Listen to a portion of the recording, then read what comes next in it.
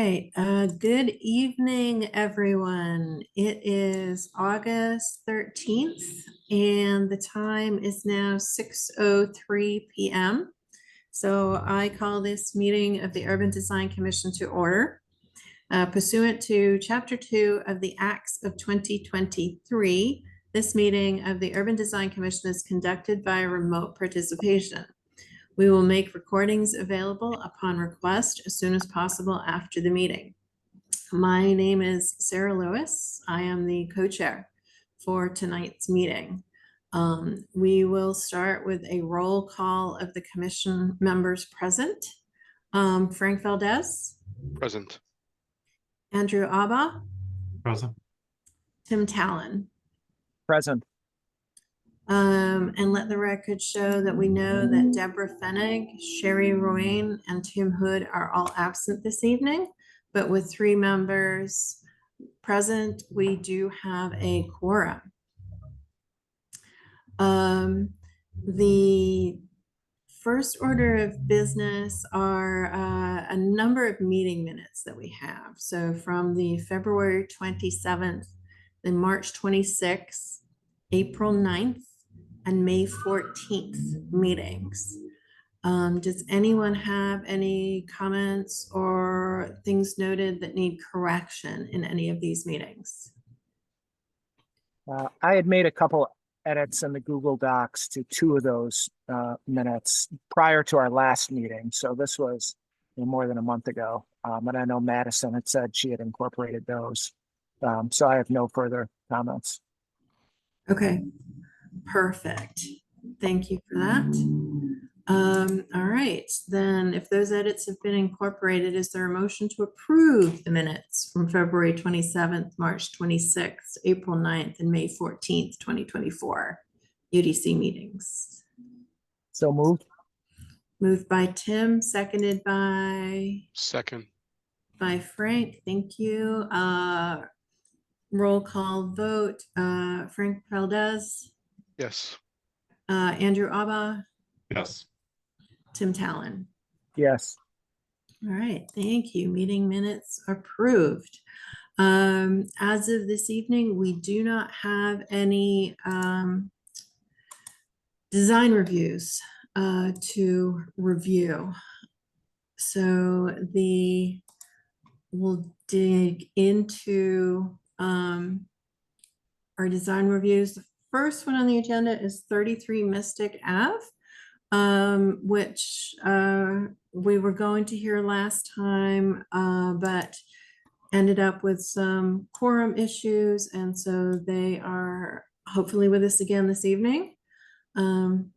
If the applicant can raise their hands to be unmuted and ability to share screen.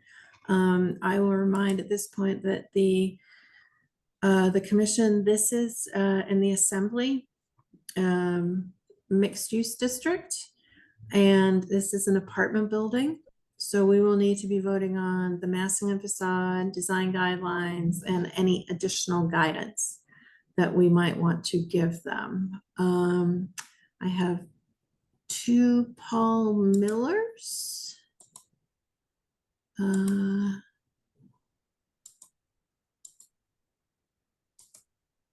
Hopefully I'm getting the right ones. Hello. I don't know who the second Paul Miller is, but I'm one of them. Okay. Do you have a different audio? I don't. It may be I shared the link with our landscape architect, Shauna Gillis-Smith. There she is. Shauna. Okay. So I think I may be the sneaking second in. Paul Miller. You are the second Paul Miller. Oh, and I see Pablo. All right.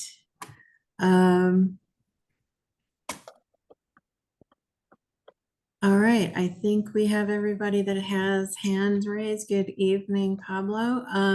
I will remind the applicant that you have about 20 minutes to present. To give the time, we do have 3 design reviews this evening, so as strict as you can be on time will be much appreciated. No problem. Thanks to the commission for the time tonight. We're excited to present our project at 33 Mystic Avenue.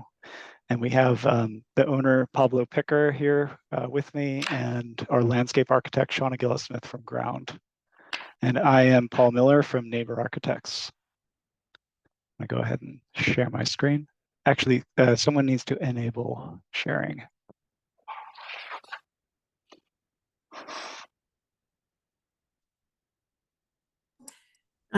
Give me a minute. I Okay. am new in the role of oh,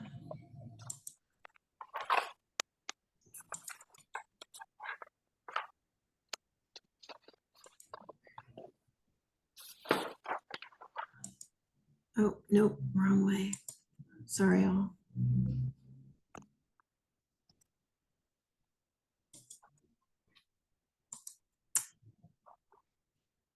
All right, I think.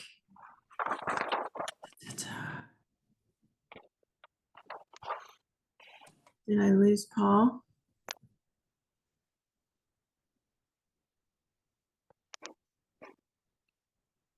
I think, Sarah, I think you made Paul an attendee again, so maybe he needs to be Oh, one of the Paul Millers at least. I've surrendered my Paul Miller status. yes, and I think they. All right, here we go. Sorry about that, Paul. So I am unmuted now, I think, but I'm not a panelist, so I can't Yeah, share my video. I am still working on it. Okay. It's panelists, and I think. Okay.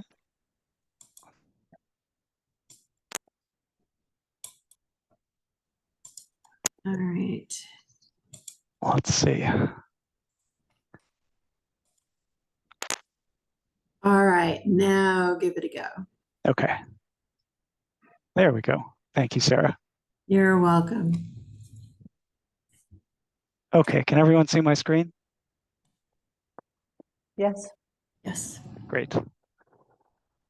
Okay, so thanks again to the commission for having us tonight. We're here to present our proposed project at 33 Mystic Avenue in Somerville.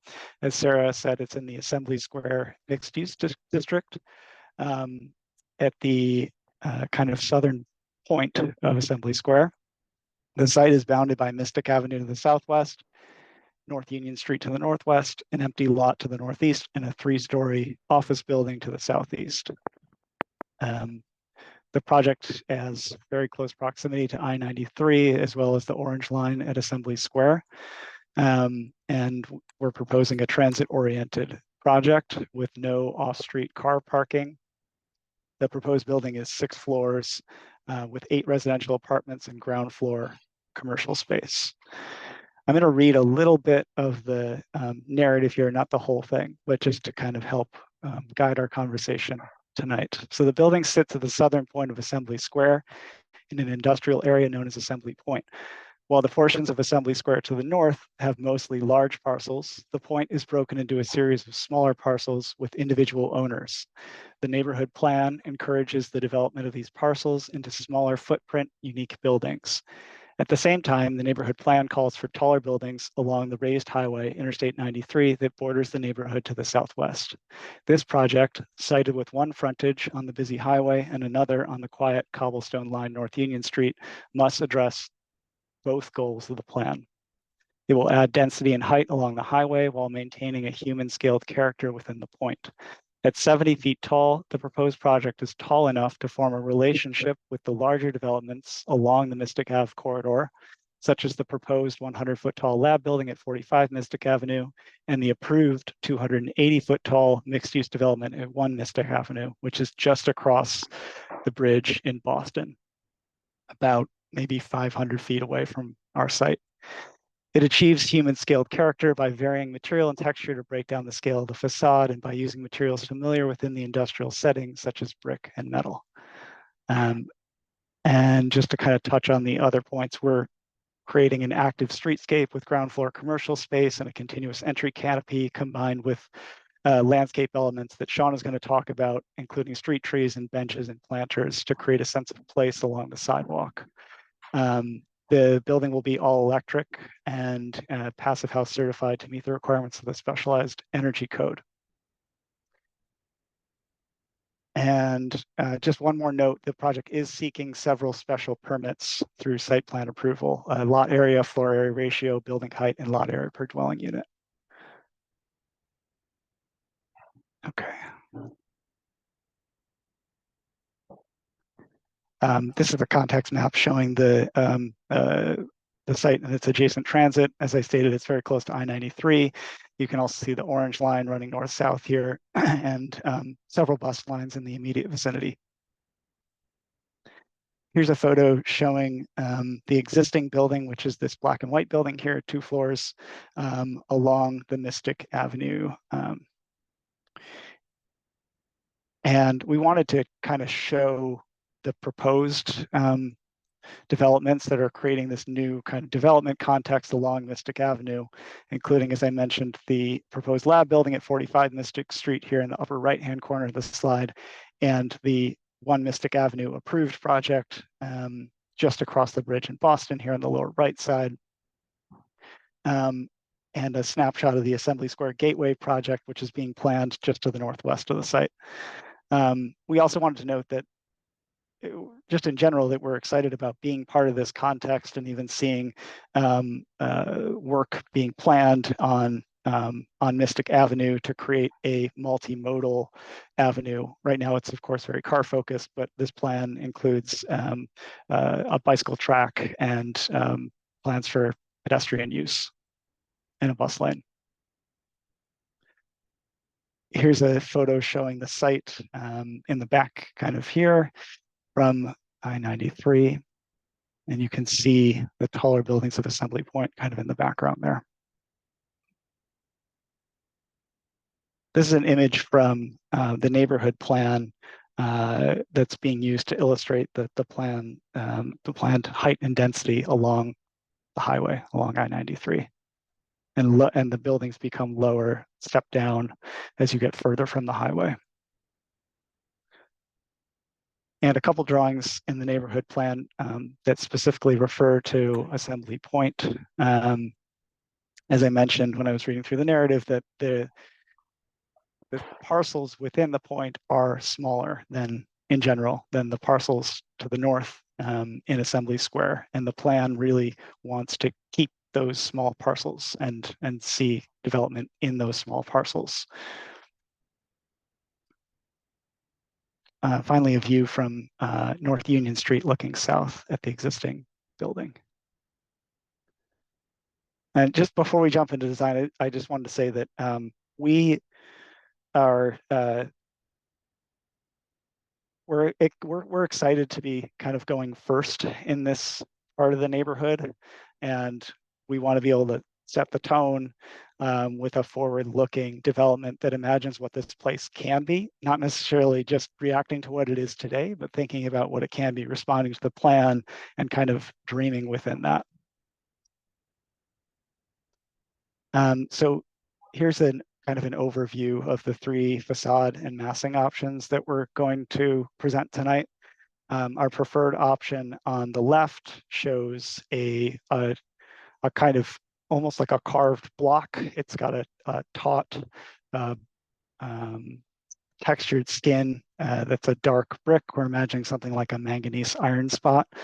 The window patterning on the building reacts to the curvature of the site and brings that geometry into the facade, as do some of the special windows in the kind of kitchen and living room areas of the units. Those have a sort of extruded frame that turns, also reacting to that curving geometry of the site.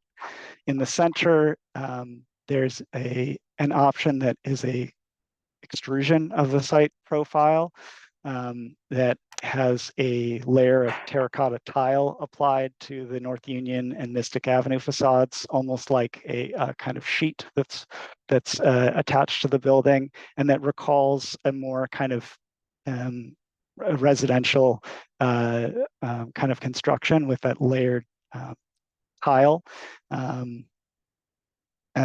almost like a shingle these tiles are larger scale and terracotta instead of a traditional wood shingle.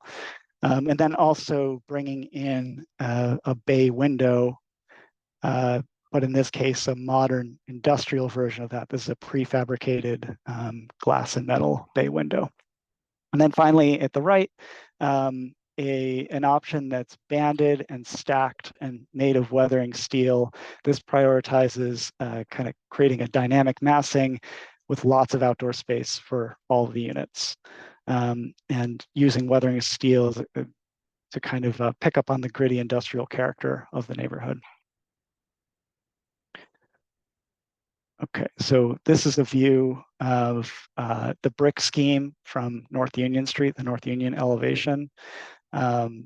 We're imagining a dark brick here, soldier course, which helps us with the geometry of the site, being able to turn that 15-foot radius on the corner.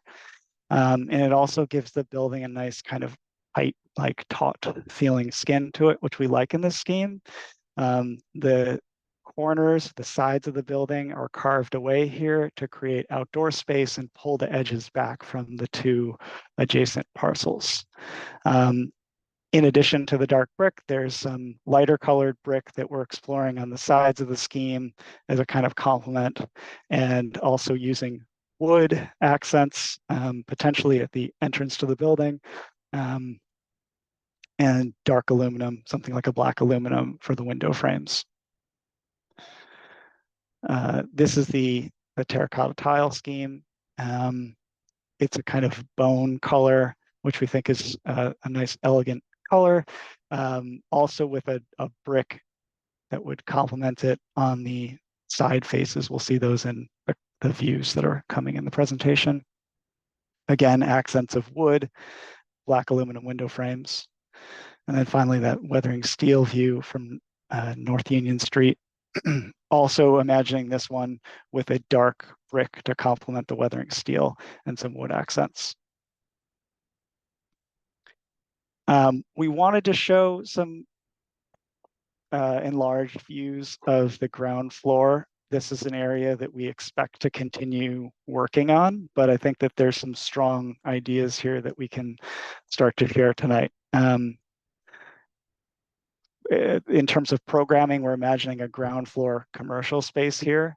The kind of day one program that we think would work well here is a small kind of office space or studio space,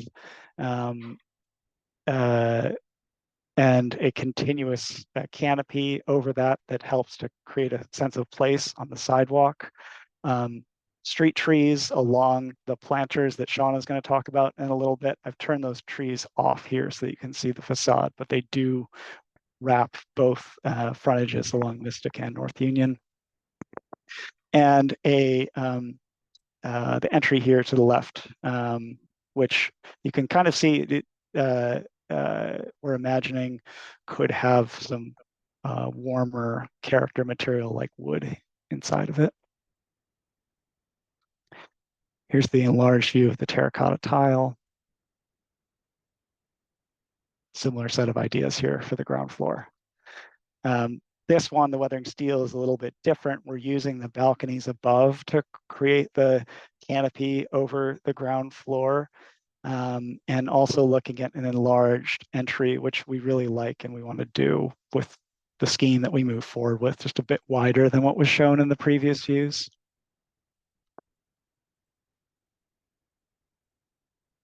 Here's just a view from North Union Street at the sidewalk.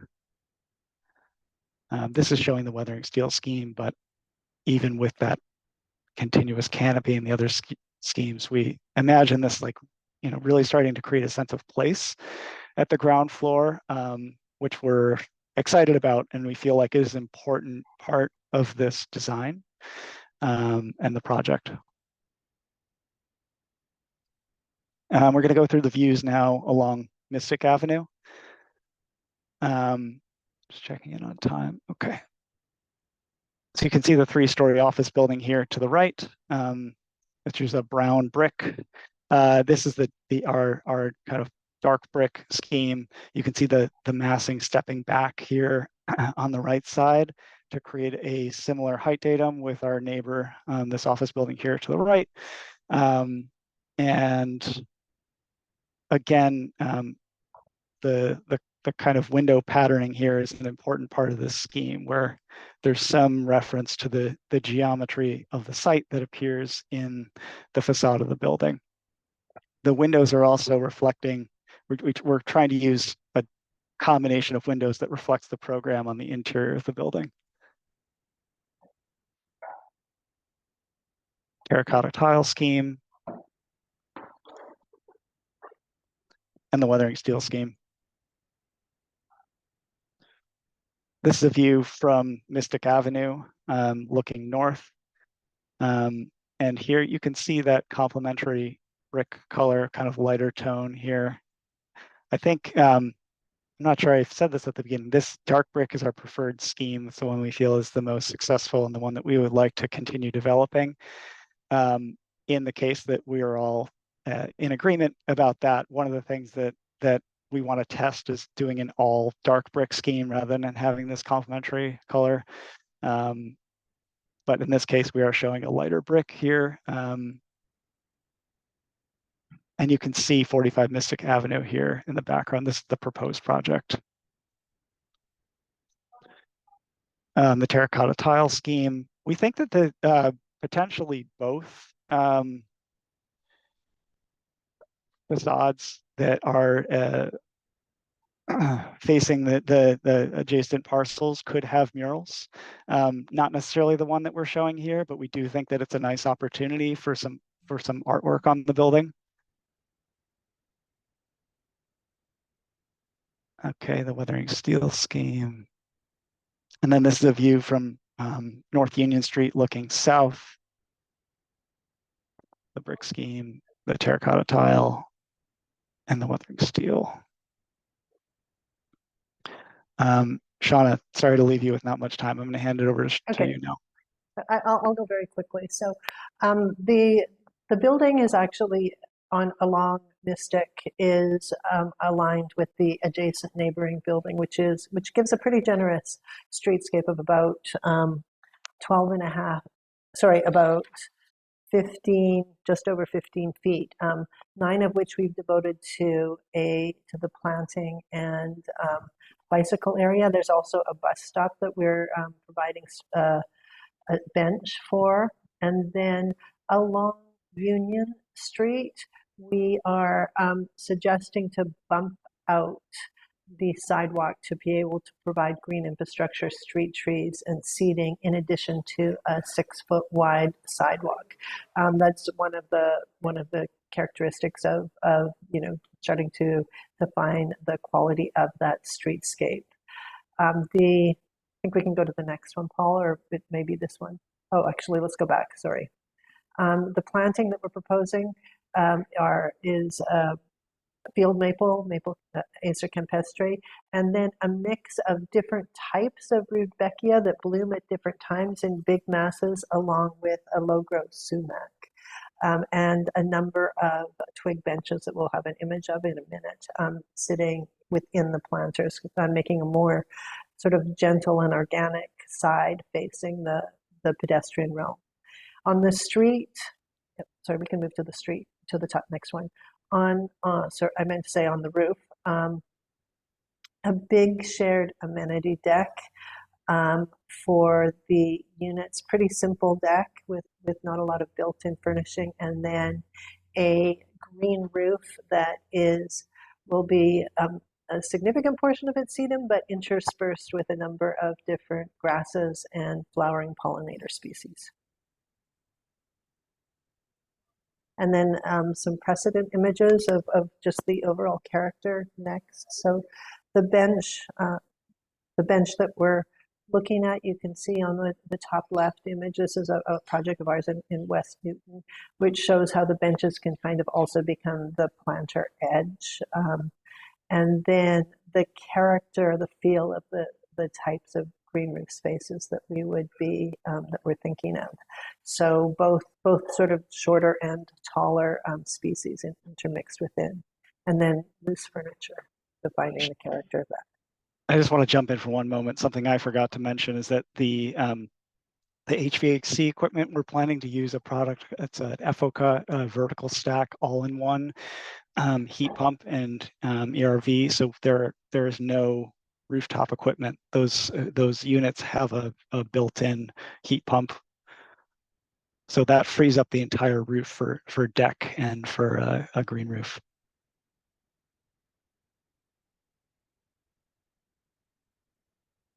That's the end of my part of the presentation.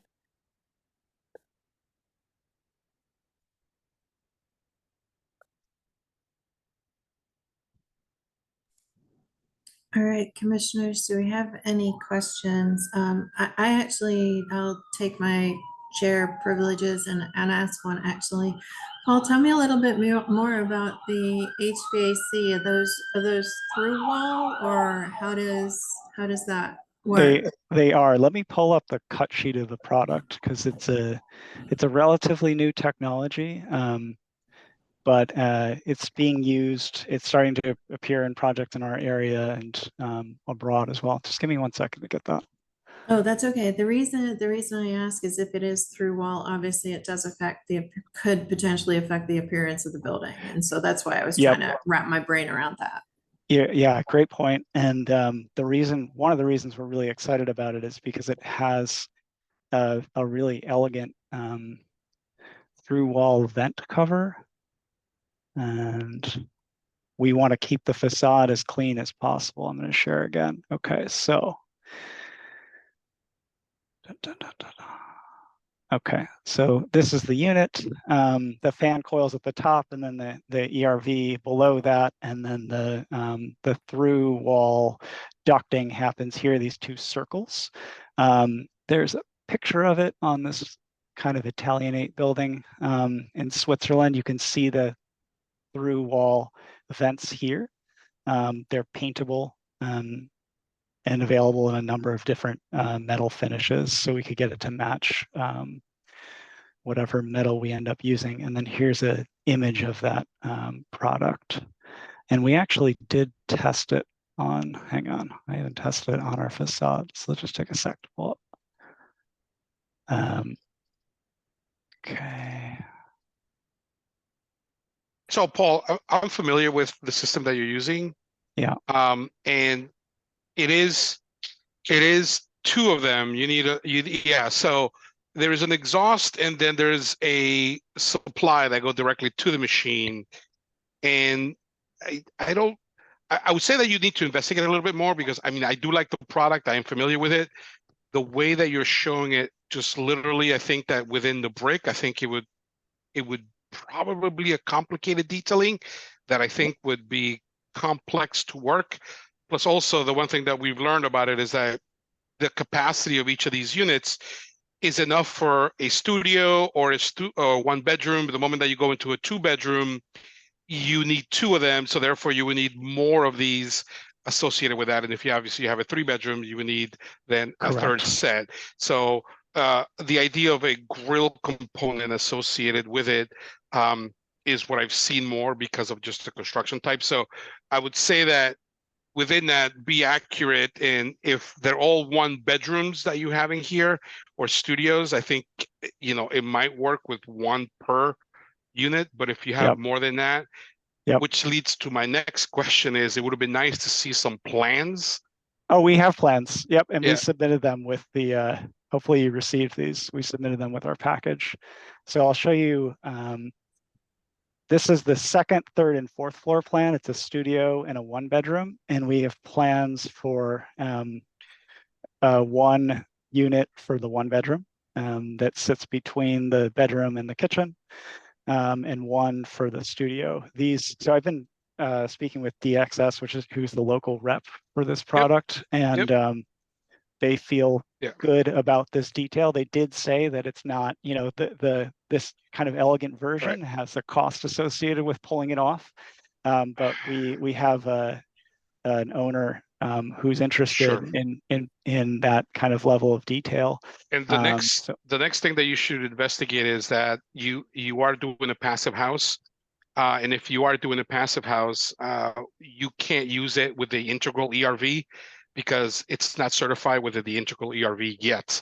So if you're talking to a passive house consultant, they should let you know that, because you will be required, because of just the certification of it currently the way that it is, that you're going to need to have an ERV on the roof for it. You're not going to be able to use it. So which means that you're putting an equipment on the roof, which means that it's impacting your green space on the roof, which impact, all blah, blah, blah, yada, yada, yada. You know where I'm getting to. Okay, So there that's is good some to know. information.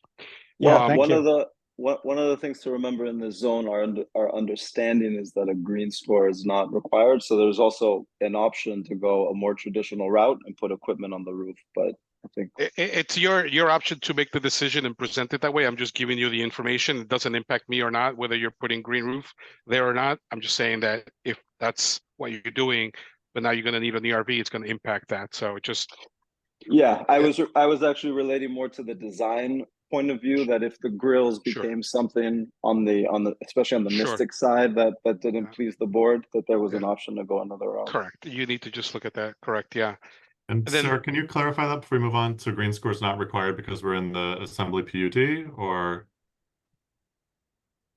Green score is not required because assembly still exists under what was essentially the old zoning. It is under the new ordinance, but until the new neighborhood plan is adopted, we won't be able to have new zoning that would include the green score. But there is a green roof requirement in zoning that does apply to the Assembly Square mixed use district, separate from the green score requirement. I believe that is correct. I don't want to go too far into zoning No. for this one, but yeah. Sure. And then Yeah. my last question on that before, I'm sorry, Tim, I'll hand it over. Just had some quick comments. The renderings, the plan shows a deck, which means I assume that you're bringing the stair and the elevator to the roof so that you have access for that. But the renderings don't seem really to show that, or the massing component of it, because you would seem to have from that perspective.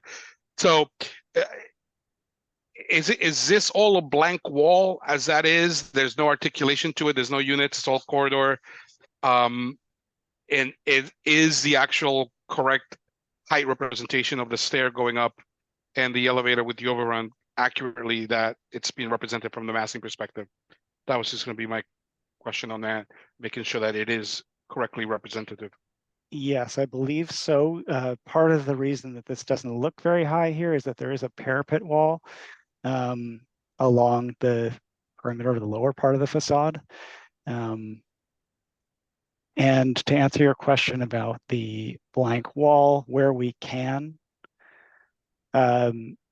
create openings, we are, where we're stepping back. So I'll show this one, for instance, one of the reasons we wanted to pull back the facade from the side yards is to create those openings, both for the interior experience and the urban experience of the building. I do think that this wall deserves some more design attention if we move forward with this scheme, whether it be mural or some kind of further articulation.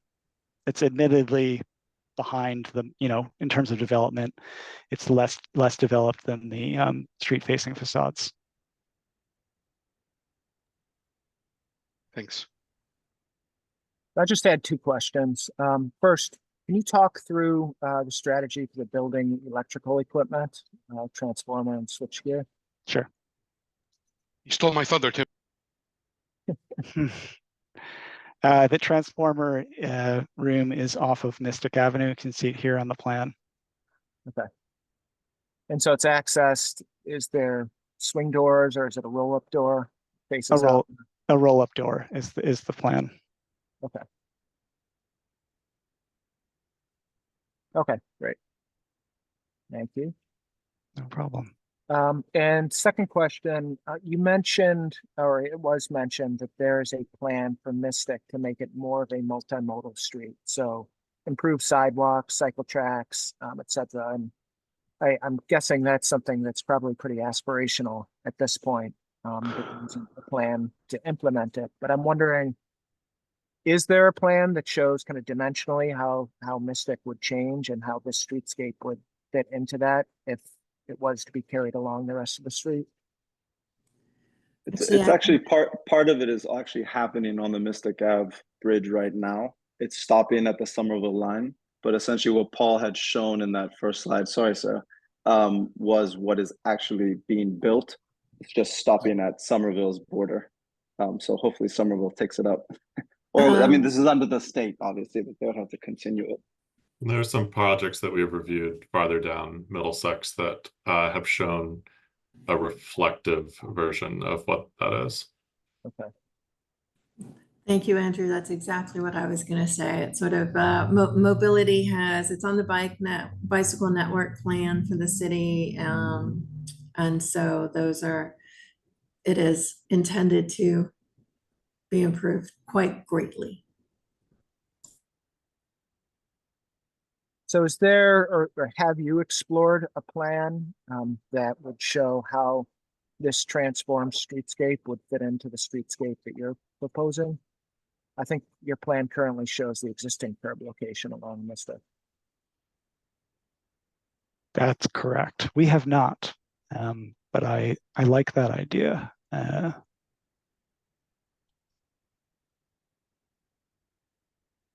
I will caution that there's a lot of, only because within the city,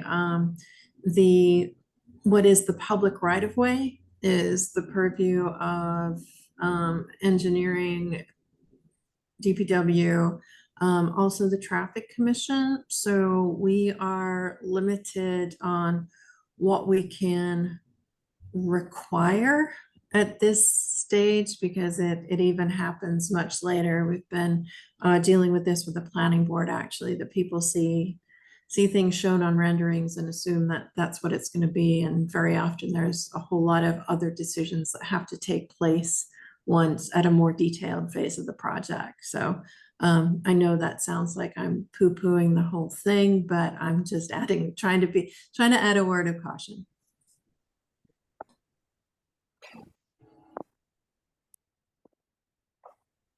I think that's a good point. And it's good to be clear about what this project is proposing versus what would be a future public realm improvement by others. But if it's possible to anticipate in the design of this streetscape any future improvements and integrate them, then that would be great. Yeah, well, I think that we'll give that at least some thought and some sketching so that we have a plan for when it comes.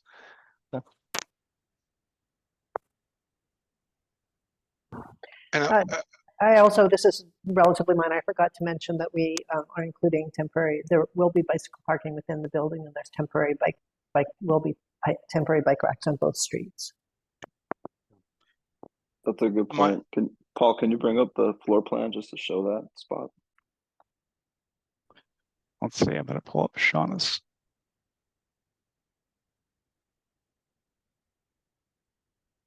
I think actually we pulled the bike racks from North Union Street to clear up a path to the residential lobby. And so we're showing 3 bike racks on Mystic Avenue adjacent to the bus stop.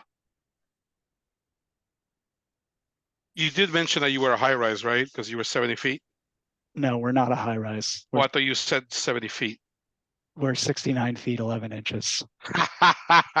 No, this building is very intentionally not a high rise, right? Okay, Because of all the complications. Fair enough, fair point. But Sure.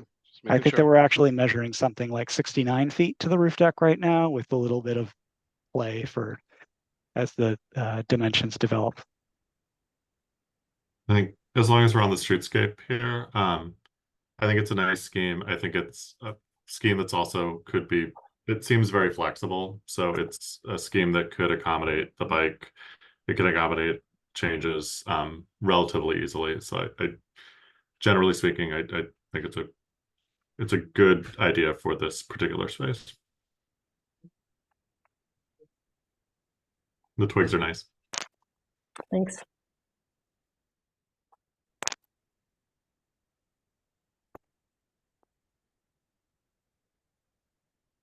You jump in with comments? Absolutely. I do have Sherry's comments too. I can do those now or later or whenever. She sent them on as a written document. That's Since fine. we're talking about streetscape, do you want to talk about that now, Andrew? Yeah, so I don't have any issues with the streetscape. I think it's solid. I think it's flexible. I am good with streetscape. It would be nice to just, which I saw it in another plan, have the crosswalk kind of clearer on this plan, but that's kind of the only piece that I would have asked for, and I saw it somewhere else. Sherry's comments, as long as and then I will bow out on this one.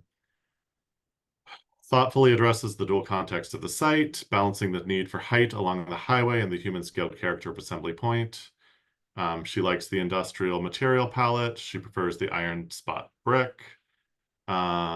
She would consider adding windows to the stairwell to capture views of Boston. She likes the ground floor commercial space as a positive addition for activating the streetscape. She is concerned that the viability of that commercial space however, the viability of the commercial space should be critically assessed, especially considering the building's location and lack of foot traffic. I did live in East Somerville. There's more foot traffic than you would think. Challenges in attracting and retaining businesses. And then she thinks that the design successfully creates an active and engaging streetscape with its commercial ground floor, continuous entry canopy, street trees, benches, and planters featuring native species. These elements foster a vibrant pedestrian environment and contribute to the neighborhood's overall viability. And that is all from Sherry tonight.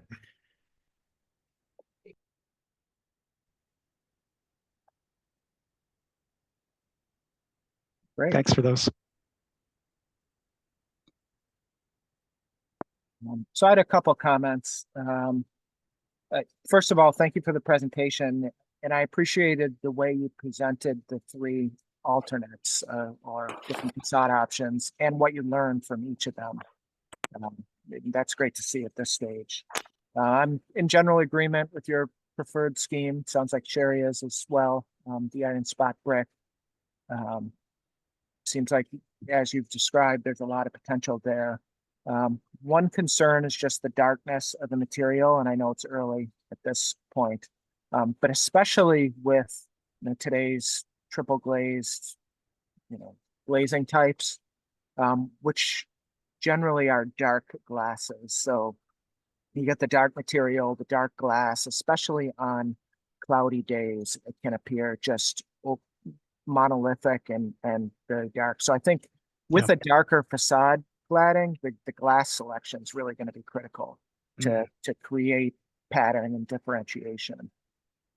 I think there's a building in Union Square that has dark facade materials that went up recently with a kind of low reflective and dark glass. And sunny days you see the pattern of the windows and the cladding, but on cloudy days it really starts to feel monolithic. So just something to be aware of.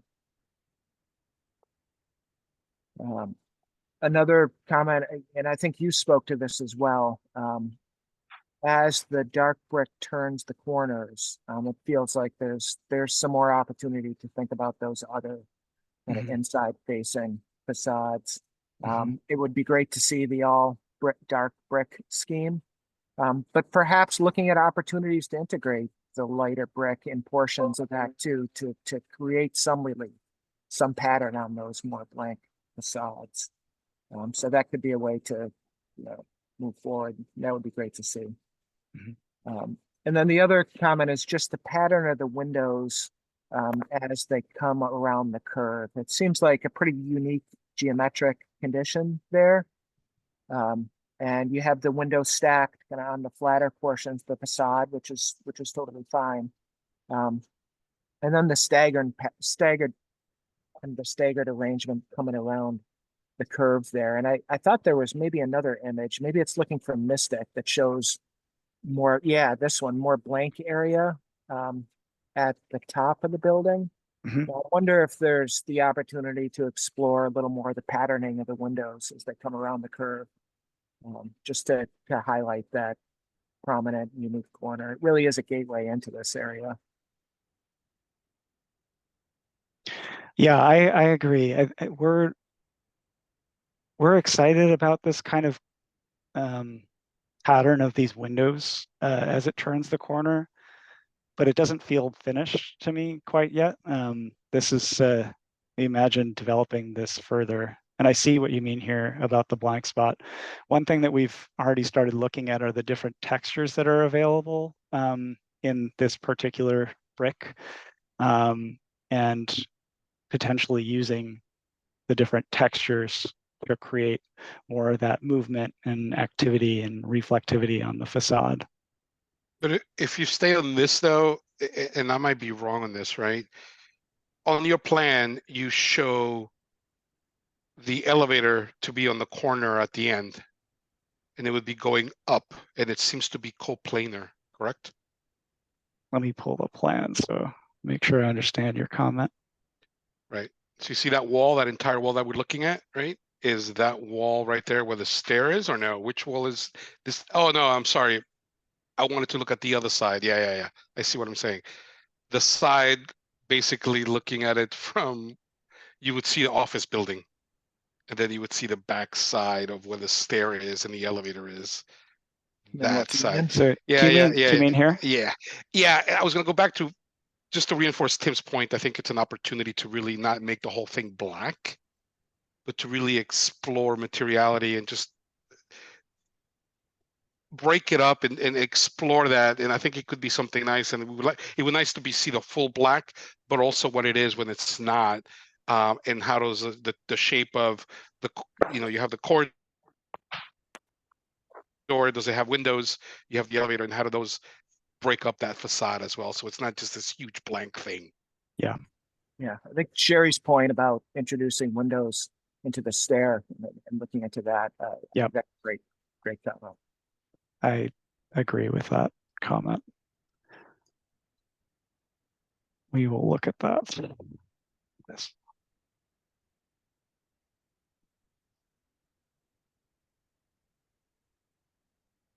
All right, I want to be respectful of everybody's time. It is now 6:50, 10 till 7. So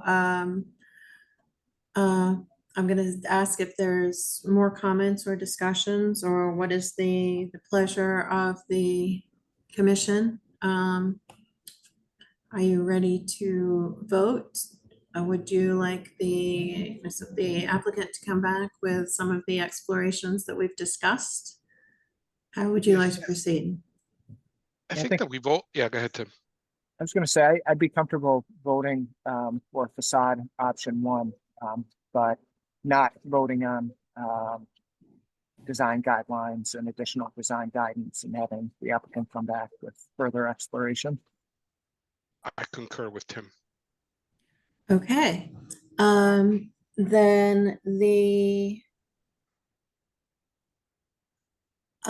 I'm going to ask for a motion to approve the preferred option 1 of the facade and the facade of this building.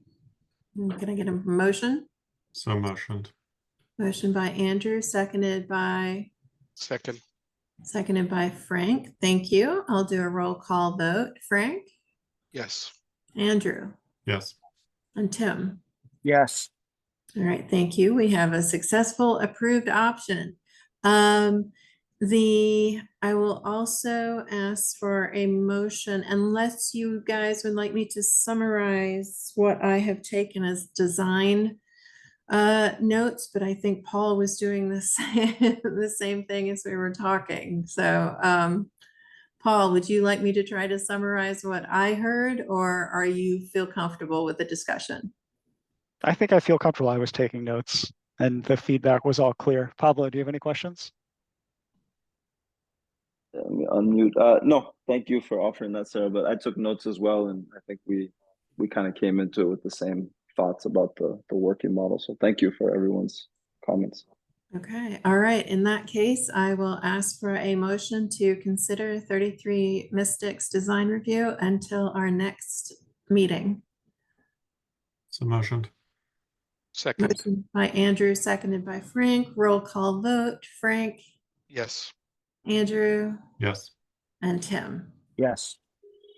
All right. Thank you all. Thank you, Pablo. Thank you, Paul. Thank you, Shauna. We will see you there at our next meeting. Thank you. Thank you, everyone. Thanks to you. the commission. Thank you. Thank you. All right. I have to do a bunch of clicking once again. At the same time, I'm going to ask that the team for 181 Pearl Street raise their hands to be unmuted. They're here. Same team, unfortunately for you all. Oh, well then, I might have to re-promote you. Sorry, Okay. you're gonna have to listen to Um, me talk more. There's one other person I see with a hand raised. Pablo, Is Pablo part of this team too? Yes, Pablo's the owner. yes. Oh, got it. Okay. This was not our original plan to present both on the same day, just sort of logistically ended up this way. All right. Let me. So I think I still have permission to share. I'm just pulling up the presentation. You do now if you didn't before. Okay, thank you.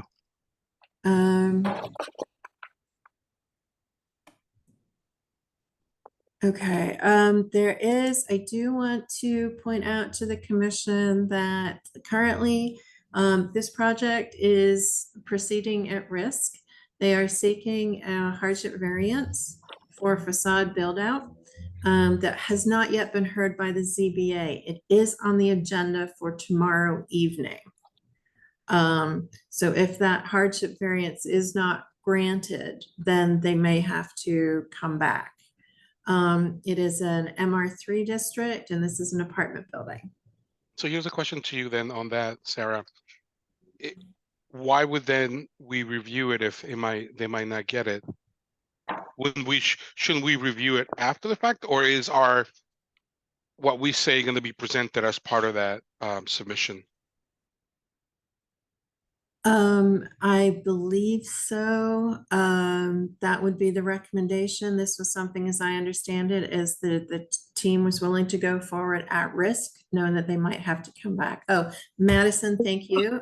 Madison is the planner on this project. Yeah, so I'll I'm the let her planner on answer. this. I can sort of help answer that. This is a part of a larger site plan approval project.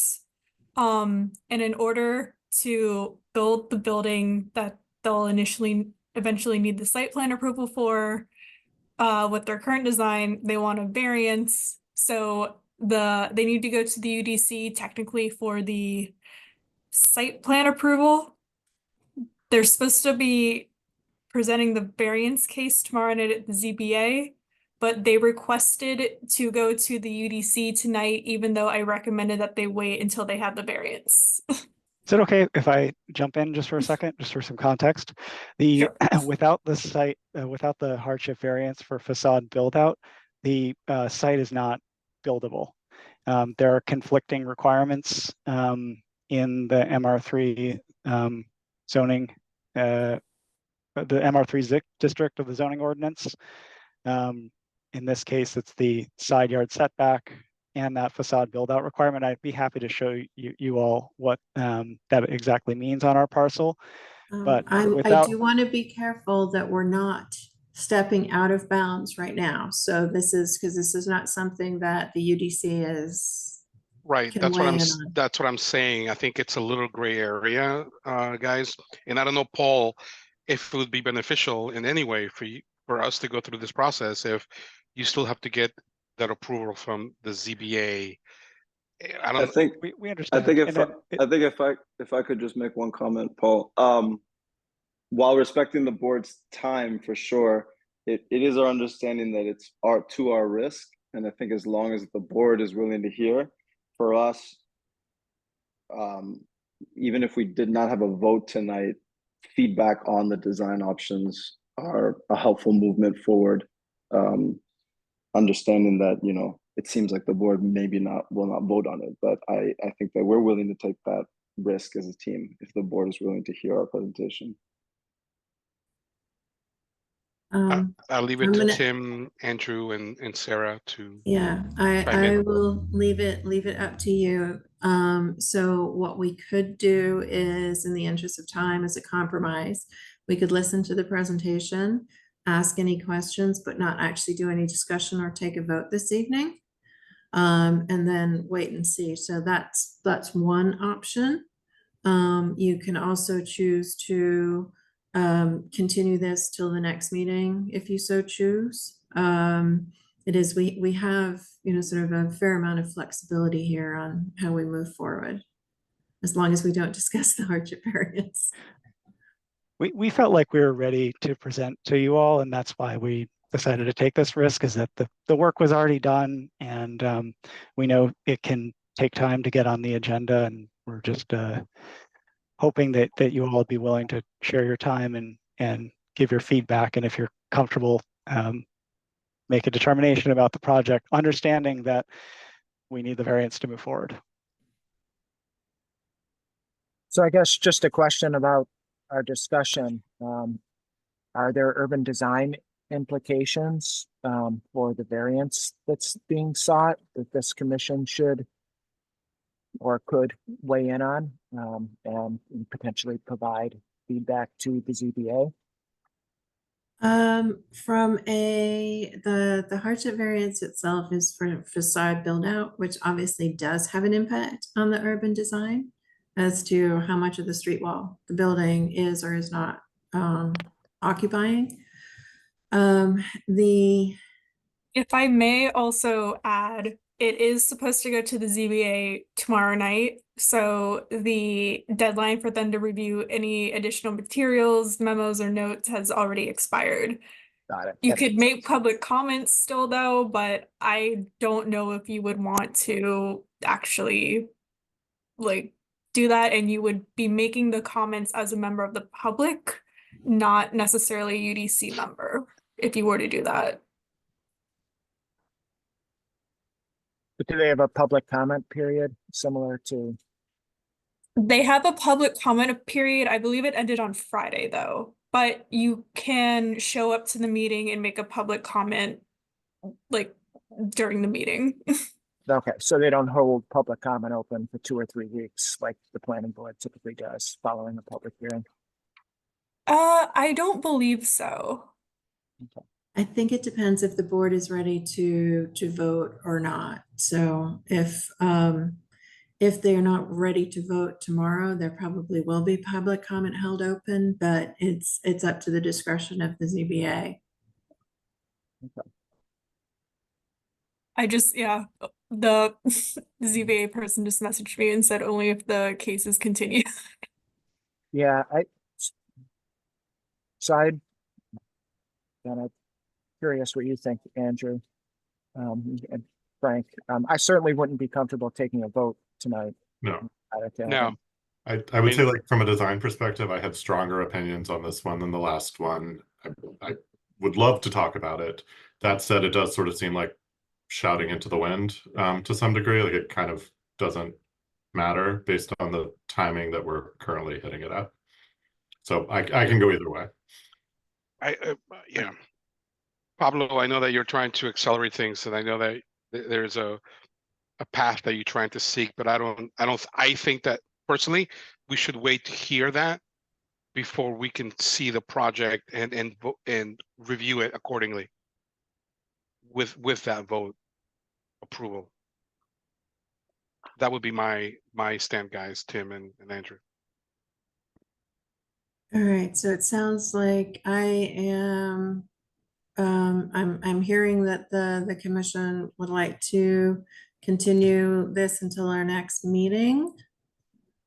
Is that, do we think that's true, or? I think so. If we can't vote, we can't do anything. It's just a waste of I mean, it's just a waste of time. I think, I mean, if there was strong comments, as Andrew had mentioned, it seems like those comments would be helpful based on the design that we have, which would not be a waste of time to us. Very much respecting your time. For us, those would be helpful comments to actually make potentially the next meeting a more efficient one. But I understand your point. Right, maybe before we make a decision, just a question. We heard a presentation for a project on this site previously. I think it was earlier this year. And I know there was some confusion about zoning and the applicability of different building types and. Correct. It would was it be presented possi- as a, yeah. Yeah, would it be possible either Sarah or Madison for you just to summarize how all that was resolved? Yeah, I think I'm gonna leave that one up to Madison. I know it was townhouses before, and then there was gonna ISD say. interpretations. I was gonna say, do you want to take care of this? Because I believe this was before it was my project, but Got my it. understanding was there was a debate, sort of like, It's an you MR. needed, It was presented as a row houses, 3 row Yeah. houses, but it's an MR3 or an MR4, and therefore that typology is not part of that zoning, and therefore exactly. yes, that's We what it had to was. meet with ISD to figure out exactly what it was being classified as. And I believe they said what you said, no row houses. That's not what But- happened. Sorry, Madison. Oh, Sorry, that's not what happened. We were, when we analyzed the site and the zoning ordinance, we did not see anything that prohibited row houses, and that's why we pursued row houses. And ISD concurred with our opinion and said that there was nothing that said you couldn't do a row house. However, we decided not to pursue that scheme for other reasons. Where we started with there was trying to meet the facade build out requirements of the site and build a denser development because we felt like that was the right thing for the parcel, but it did cause us to need several variances to meet that facade build out requirement. Once eventually we look at the design, if there's conversation about the applicable parts of the zoning ordinance, there's a kind of, you look at the site and there's a decision immediately. Either you meet the facade build out requirement and it's essentially too dense for the site and causes all kinds of zoning problems, or you meet the side yard setback requirements and you can't meet the facade build out. But the rest of the project is a kind of smoother path for zoning.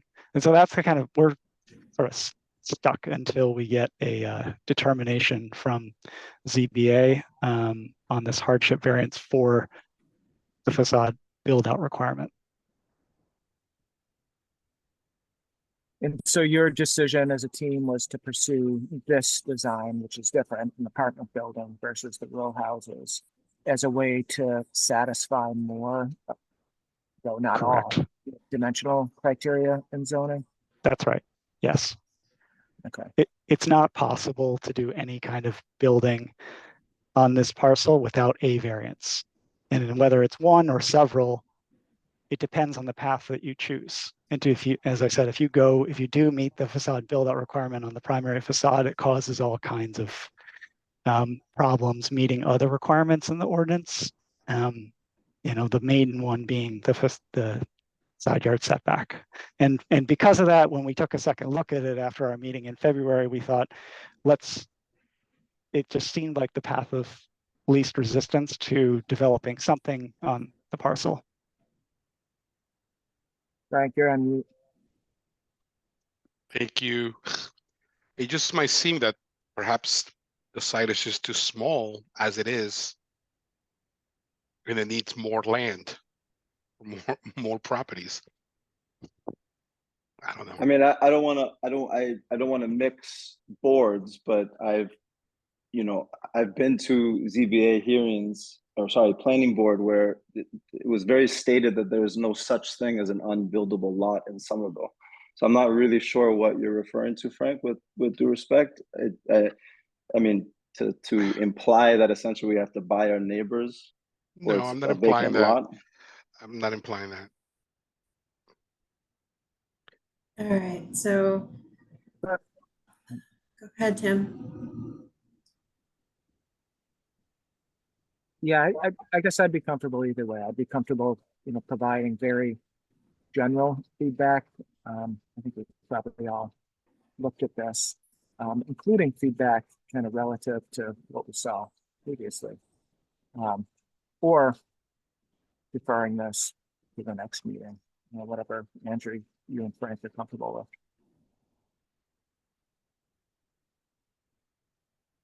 I would rather see that after the fact with it being allowed. Yeah, like I said, I don't care if we're not going to do it. Let's call it though, because we've kind of dragged this out for 20 minutes already. Yes. Agreed. All right, whenever you're ready, I will take a motion if you would like to continue. I motion to continue. We have a motion to continue this project at 181 Pearl Street to the next meeting. Do I have a second? Second. Seconded by Andrew. Roll call vote. Frank, Yes. Andrew, Yes. Tim. Yes. Okay, thank you guys. We will see you next time, and good luck tomorrow evening. Thank you very Thank much. you. Have a Thanks good for the night. feedback Bye-bye. tonight. Bye. Bye-bye.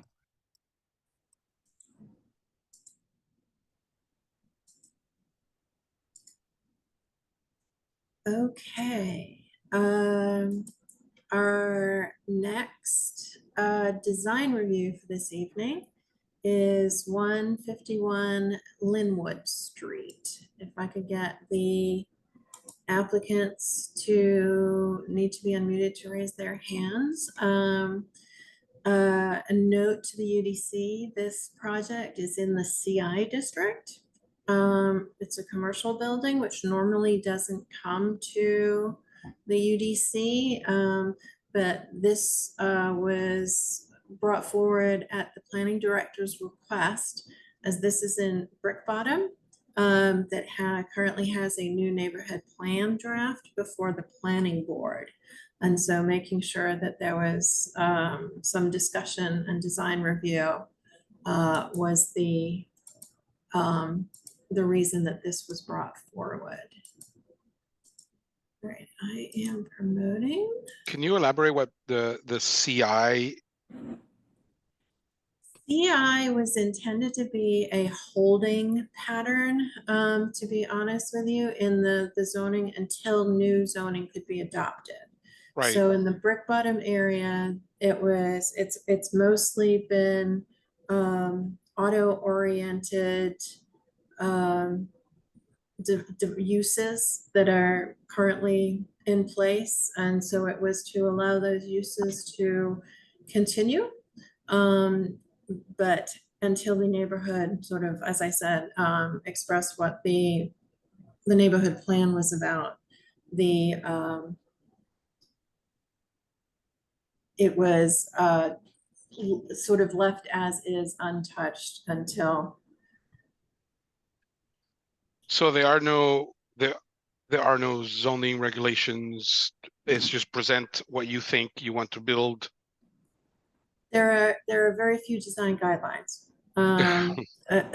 because normally it doesn't come to, like I said, normally it doesn't come to the board. But as you recall, I believe 100 Chestnut came before you guys, even though they were in the CI district. So that's sort of the same area where sort of they knew the neighborhood plan was coming, and so wanted to be respectful of the neighbors' wishes. Is the neighborhood plan coming though? It is in front of the planning board at the moment.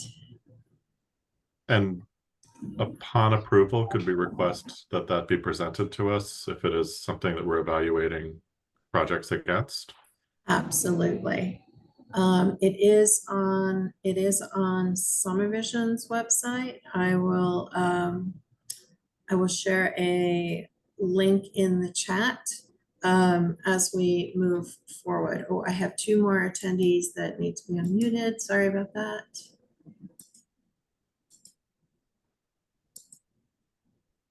All right. And who will be presenting for the 151 Linwood team this evening? Is there a presentation that I need to share screen with?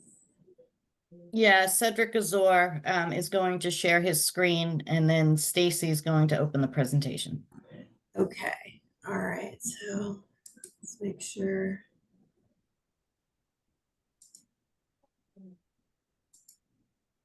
All right, Cedric, can you verify that you're okay to share screen right now?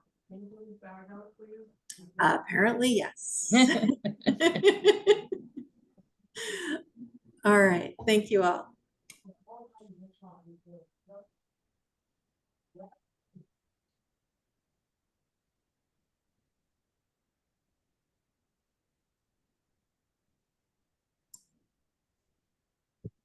All right, take it away.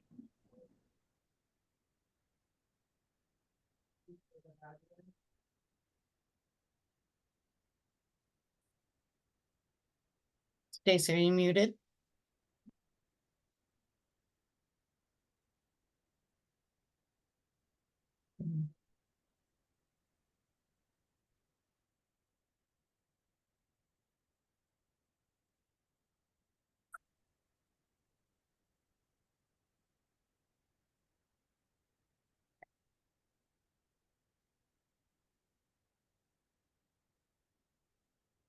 I think we lost Stacy. I see her there. We just can't hear her.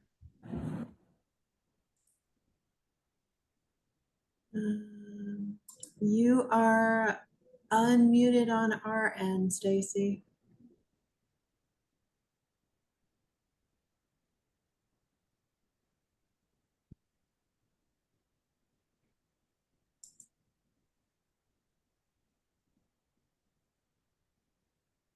We just It sent says- her a text to see if we can get an answer. Yeah.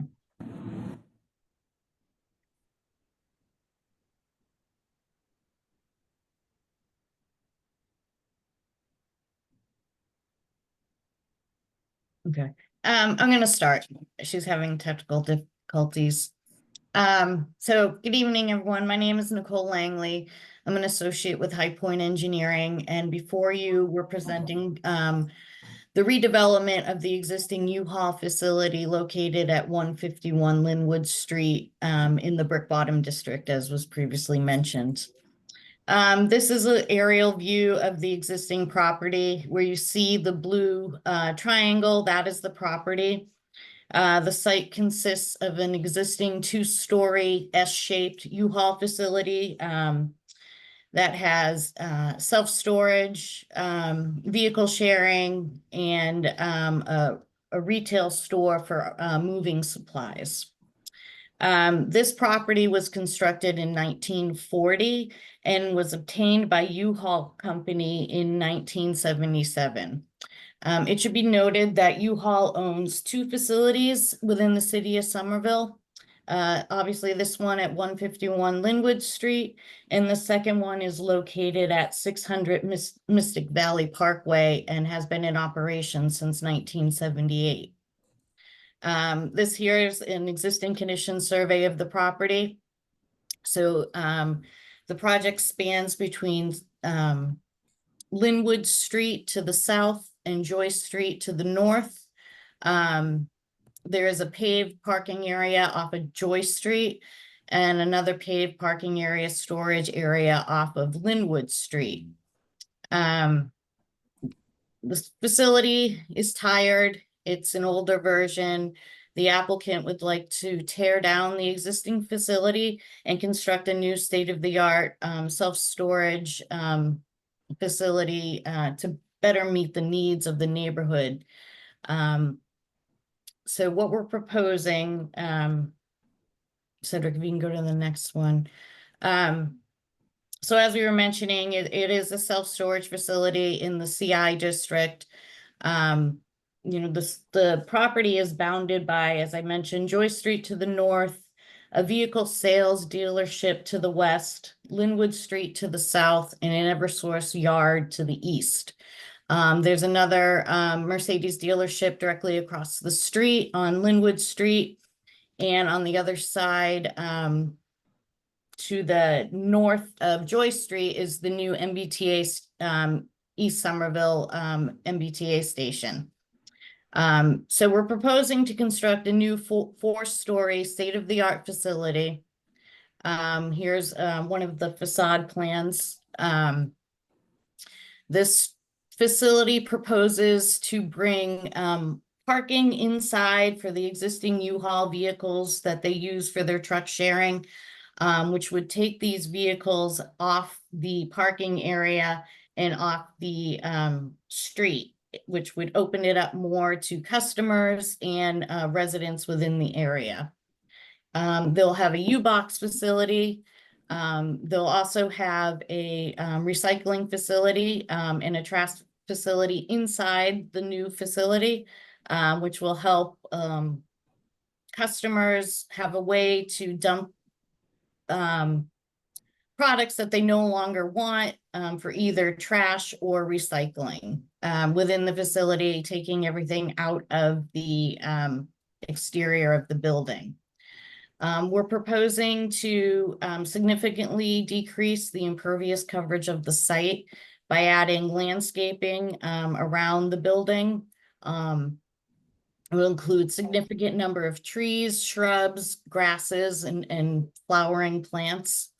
It will bring a nice shade area. On the Joyce Street side of the property, there will be a recessed loading dock. Adjacent to that will be a concrete area, which will have bike storage racks, as well as public seating. The new building will, as I mentioned, will be 4 stories with a basement level. The first 2 stories will consist of interior parking, customer loading and unloading facilities, and self-storage facilities. The remainder upper floors and the basement level will consist of the storage facilities. We're proposing 12 new off-street exterior parking stalls for customer use adjacent to the moving retail portion of the building off of Linwood Street, as you can see here, sorry, with 1 handicap accessible parking space. We're proposing parallel parking spaces along the main driveway. There'll be 1 new main driveway that you can enter from Linwood Street or Joyce Street, and it'll go directly through the property, where today that's not available. The building kind of blocks the connectivity between the 2 streets. We're proposing significant stormwater improvements which don't exist today. We're providing water quality and treatment and reducing the peak rate of runoff to the municipal drainage system. The project also proposes the building will feature green building practices and sustainable development, which will consist of energy efficient roofs, windows, and materials, energy efficient and motion sensor lighting, both interior and exterior to the building, energy efficient HVAC units and plumbing devices. As I mentioned, bike storage stations off of Joyce Street, a sustainable increase in landscape area with native plantings, and reducing the waste implement for by using reuse statements and recycling programs.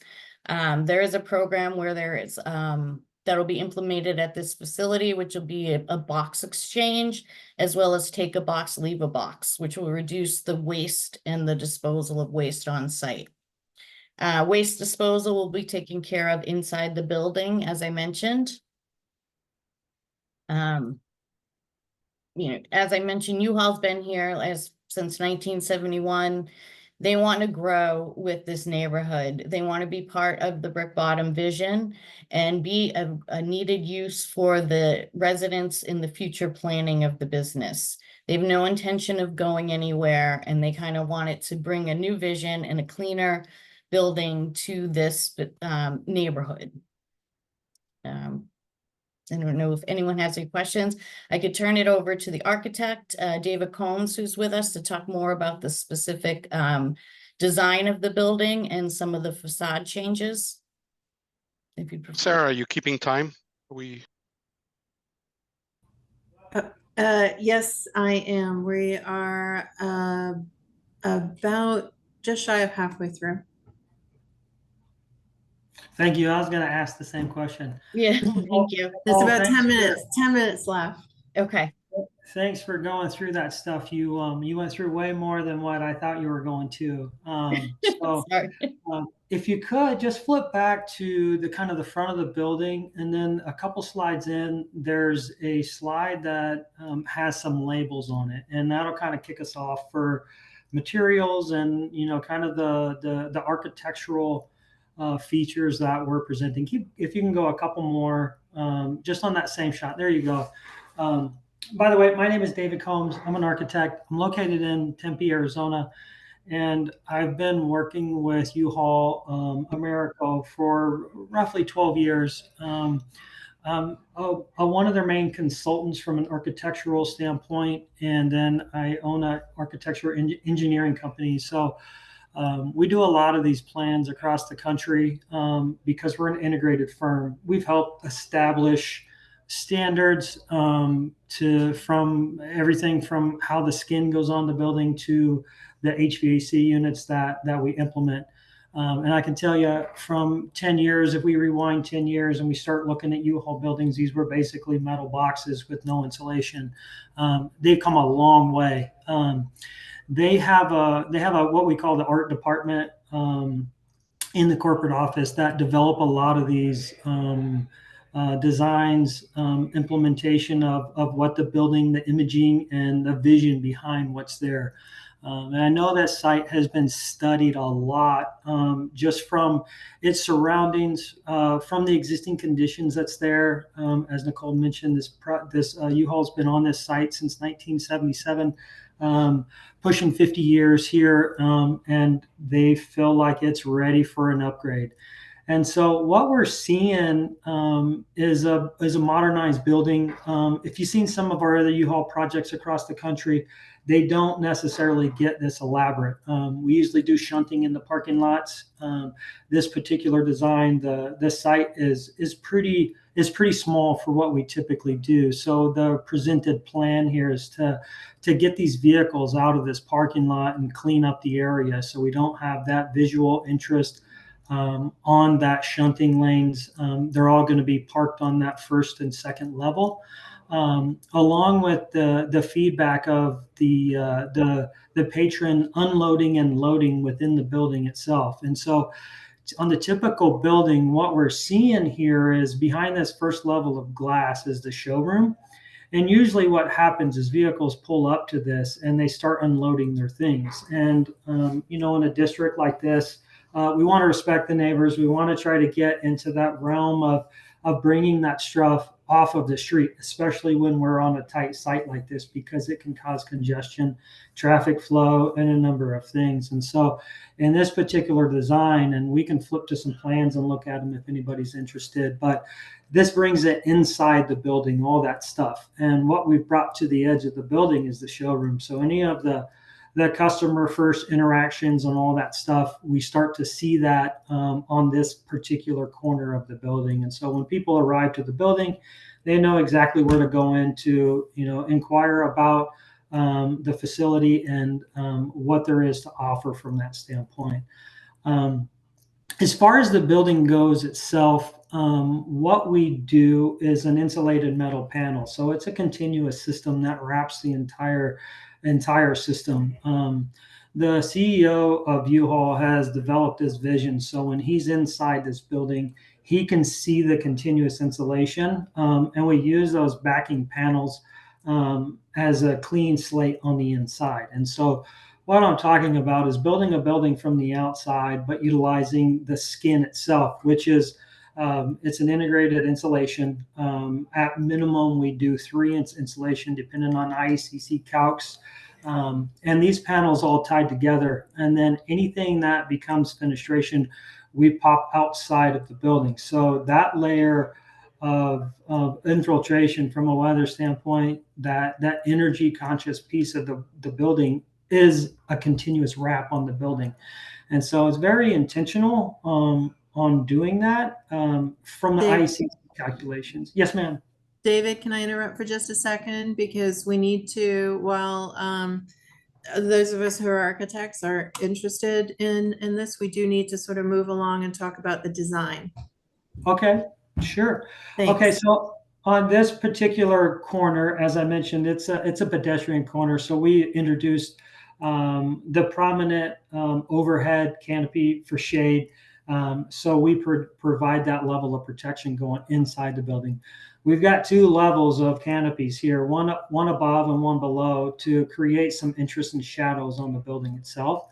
And so some of the other materials you're seeing will be a thin stone brick in this particular view. On some of the other options that were presented, we start to change up some of that material using stones, brick, and some of the look and feel of what's around this particular building. So if we did a loop around the block and we look at the buildings that are adjacent to us, we're tying into some of that material.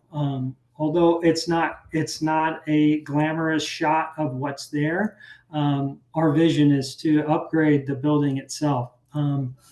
One thing that you see along the 2 sides here are these vertical offsets and fins. And there's a detailed view of that. If we tab back to the back of these, and it's also just creating some interest because we know this is a 4-story building, and when we start to get some of these larger spans of wall, we get the verticality in there.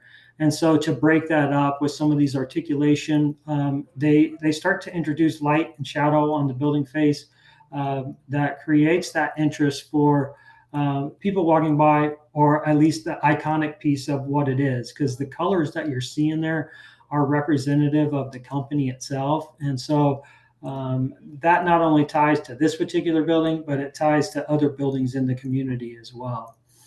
And so what we're doing is interest on the interest of time.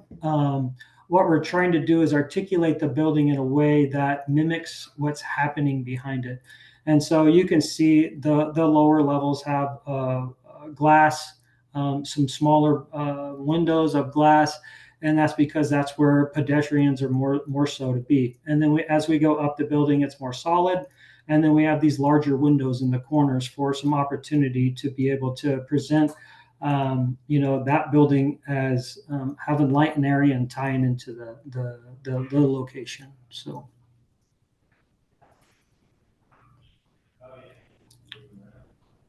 Do you guys have any particular questions relative to the material of the building, the functionality, how people get in and out of it from either pedestrian or vehicular? No, I believe there were some landscape materials, though. Could we see those as well? Just briefly. Yes, there is a landscape plan that I can show you.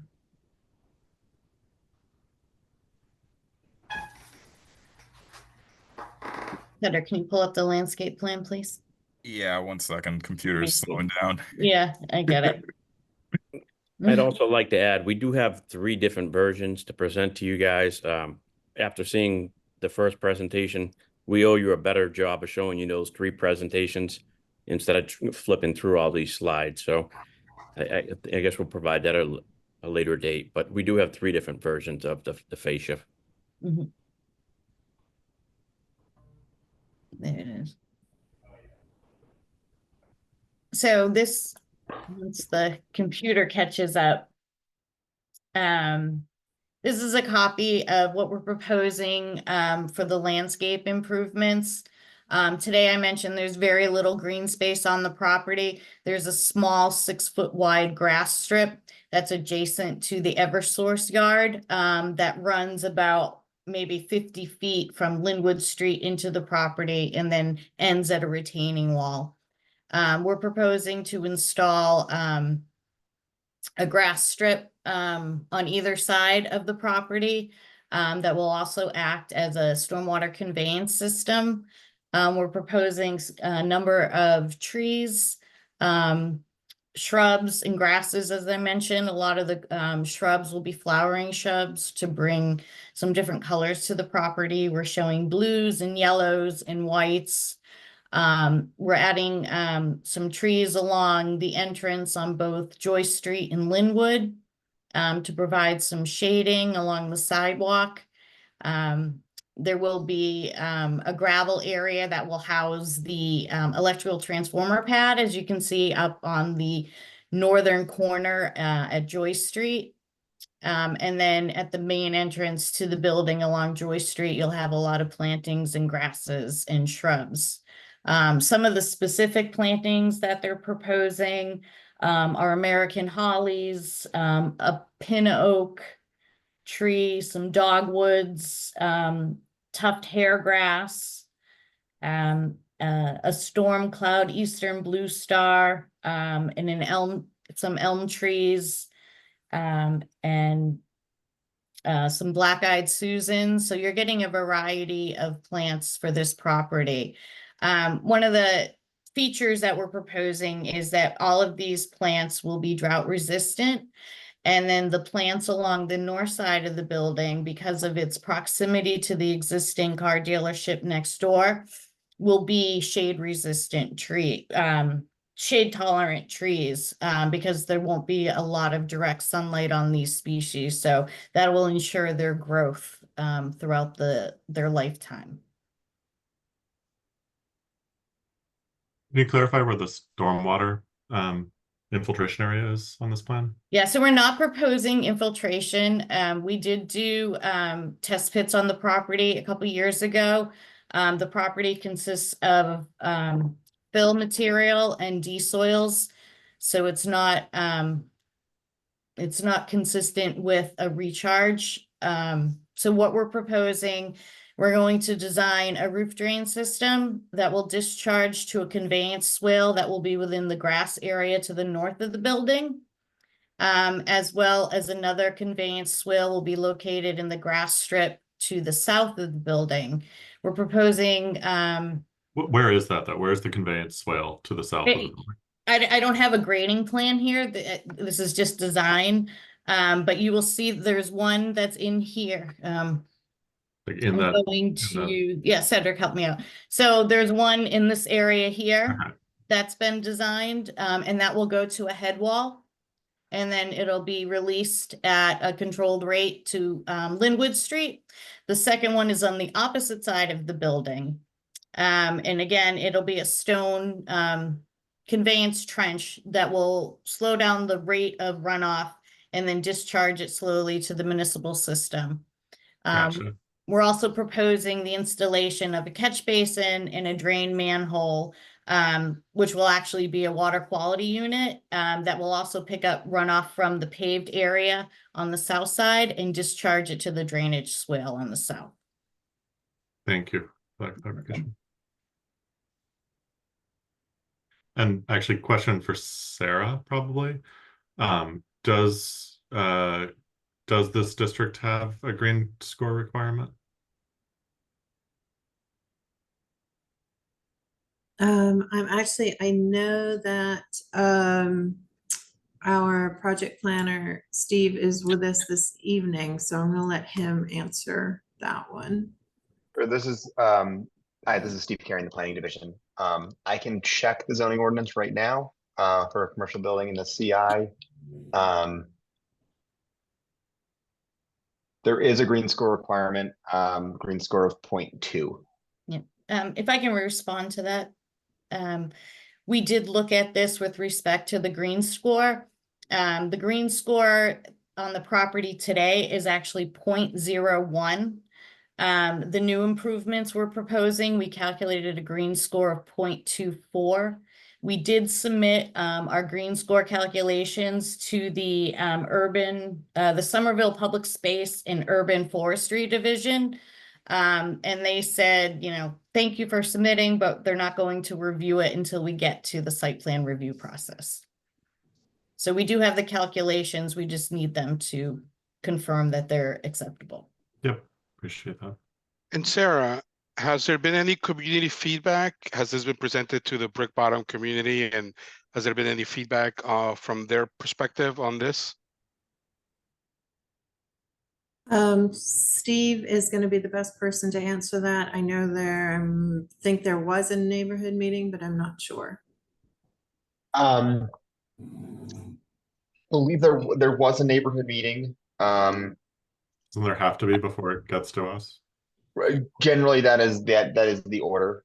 In terms of concerns raised, I think most of the concerns were more around sort of operation of the current U-Haul building.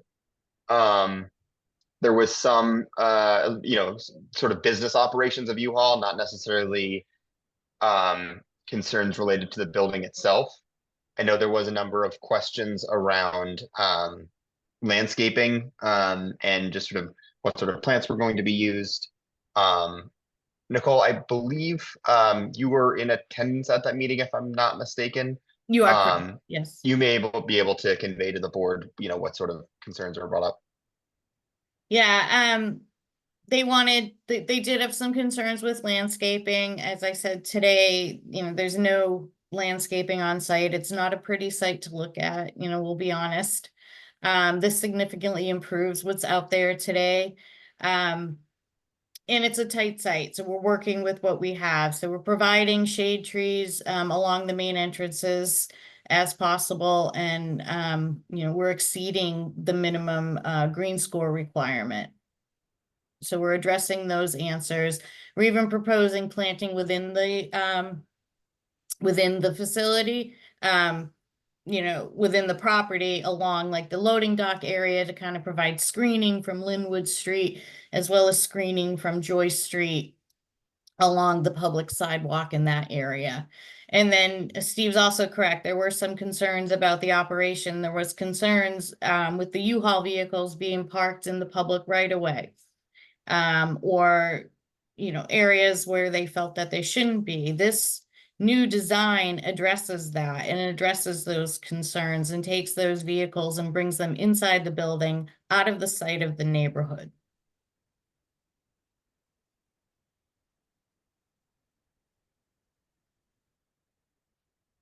I have a question about the scope of the commission's review this evening. Are we to assume that this building as proposed, its basic mass, its size, the uses proposed, its dimensions is all compliant with current zoning? Kind of outside the scope of this commission's review. So we're commenting on the design. Yes. Cedric, can Yes. we go back to this site plan? We do have a zoning table. Tim, to your point, yes, this is about the obviously the design of the building, not the zoning issues. Okay, so it's the facades and the landscape, the site plan itself, the streetscapes. Yeah, and as I'd mentioned before, you know, sort of streetscapes are a little bit difficult to talk about in detail. I will point out to the commissioners, I did put links to the Brick Bottom neighborhood plan in the chat for your ease of access. And there are draft design guidelines in that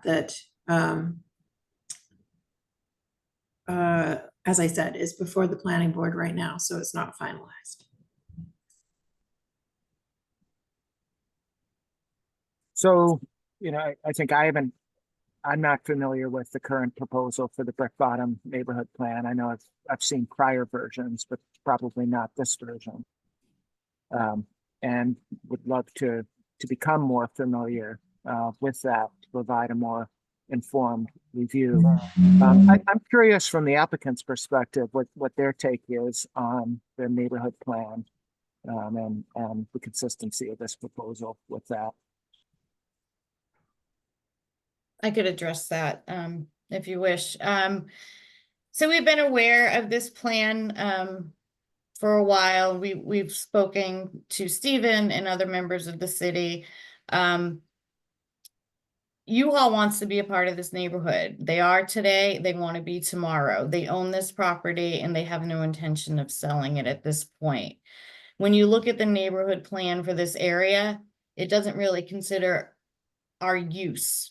It shows, other uses in this area with a park and a small building. So it doesn't take into account the actual property owners that live in this district and how they can become part of the future vision of the Brick Bottom. So we asked myself and George White, who is also with U-Haul. We did attend the last Brick Bottom neighborhood meeting, and we did speak during that meeting, and we asked, we would love to work with the city to make sure that, we help them meet that vision, but still allow us to operate as we have for so long. Okay. Well, thank you. Thank you for that explanation. I think there's, certainly as part of the neighborhood plan, I imagine there are kind of building forms and uses shown on certain parcels that are speculative, but there's also kind of broader aspirations for the character of streets. What does Linwood Street, what is the character of that street along its entire length? Same for Joy Street, its consistency with adjacent uses, and also the character of the district as a whole. And I remember actually one of the first reviews when I joined this commission was it 100 Chestnut, the lab 75 and 100 Chestnut CI district in this area. And a lot of what we talked about was what does it mean to build a building in the Brick Bottom district? What is the character of Brick Bottom, and how does what's proposed fit into that? I'm just going to make a general comment, and I'll let the other commissioners comment. But my first thought in seeing this was, here is a self-storage building. It's essentially a box, and what you're proposing is treating it in a number of different ways architecturally to give it character in certain ways. But is there the opportunity for this box in the Brick Bottom district to really become an art object? And I'm thinking of something like we talked. Again, I'm thinking to a review that we did about a year ago. We had a discussion about the Transformer site in Union Square and the redevelopment of that, thinking of that as an art object, whether it's using precedents like Herzog and Demura and signal boxes or something where there's kind of a cohesive strategy to create something that is unique and integral and builds on the character of the place. So I know that's not clear direction, but that's just an initial thought. No, I think Tim, I think it's definitely good feedback, and the takeaway, and I think that the initial kind of stab at this thing, without a whole bunch of things in front of us to guide us through what the city is looking for, that input is what you guys are seeing. That basically the whole concept is developed on the surrounding area, pulling in those materials.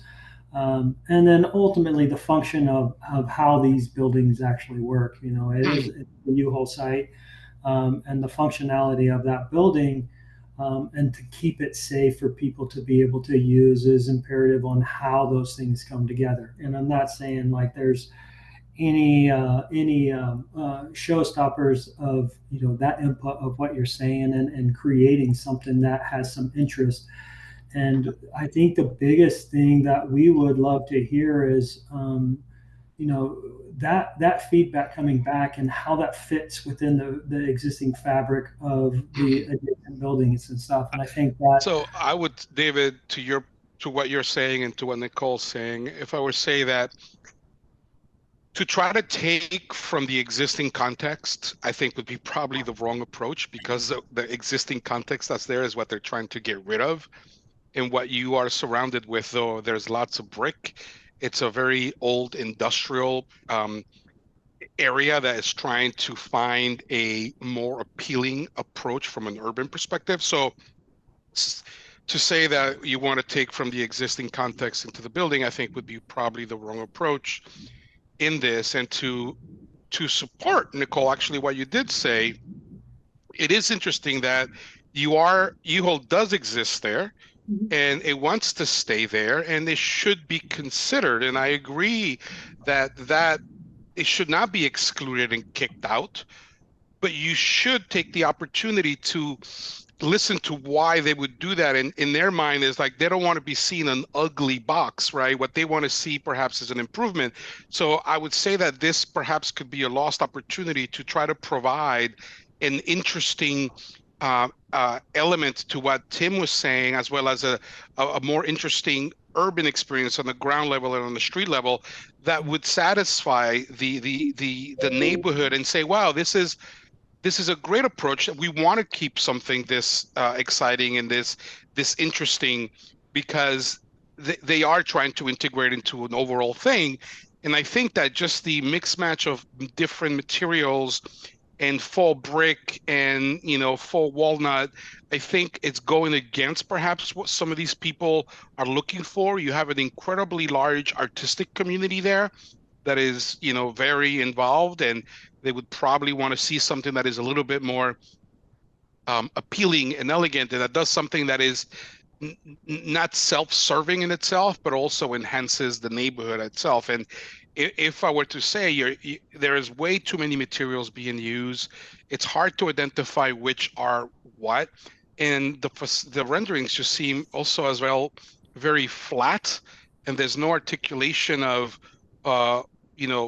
everything seems coplanar. The glass is coplanar with the brick is coplanar with the everything else. So it just seems like very flat, which I know that's not the intent of what the building would be, but that's the way that it's read. And I would say, if anything, I would give you an opportunity to revisit this and really try to present something a little bit more cohesive and thorough, and look at the lab building that was done there, and the way that they tried to articulate, the base, the middle, the penthouse. Even the penthouse was articulated in such a way to blend in and to create an elegant building. And I think that you have that opportunity here, but I don't think that you're really taking it. And I believe that you could. I appreciate that. Thank you, Frank. Yeah, I can jump in since we have the landscape plan here too. This is probably one of the largest buildings just in terms of floor plate that we've seen. And I'm looking at the streetscapes to the north and south, and they are probably two of the smallest streetscapes that we've had. And to have that paired with this massive building feels problematic. That's kind of where I would expect to see street trees and bike racks and all of the things that you've seen in the previous, if you've ever seen this commission before, just sort of the standards of kind of urban life on those two streets feels really, really underdefined. I believe you're proposing an asphalt sidewalk on the south side or planned south side of the building, which would be unprecedented in Somerville, and sort of screams to me that we're expecting cars to pull up on that curb. That's the only thing asphalt sidewalks tell me. I could be wrong.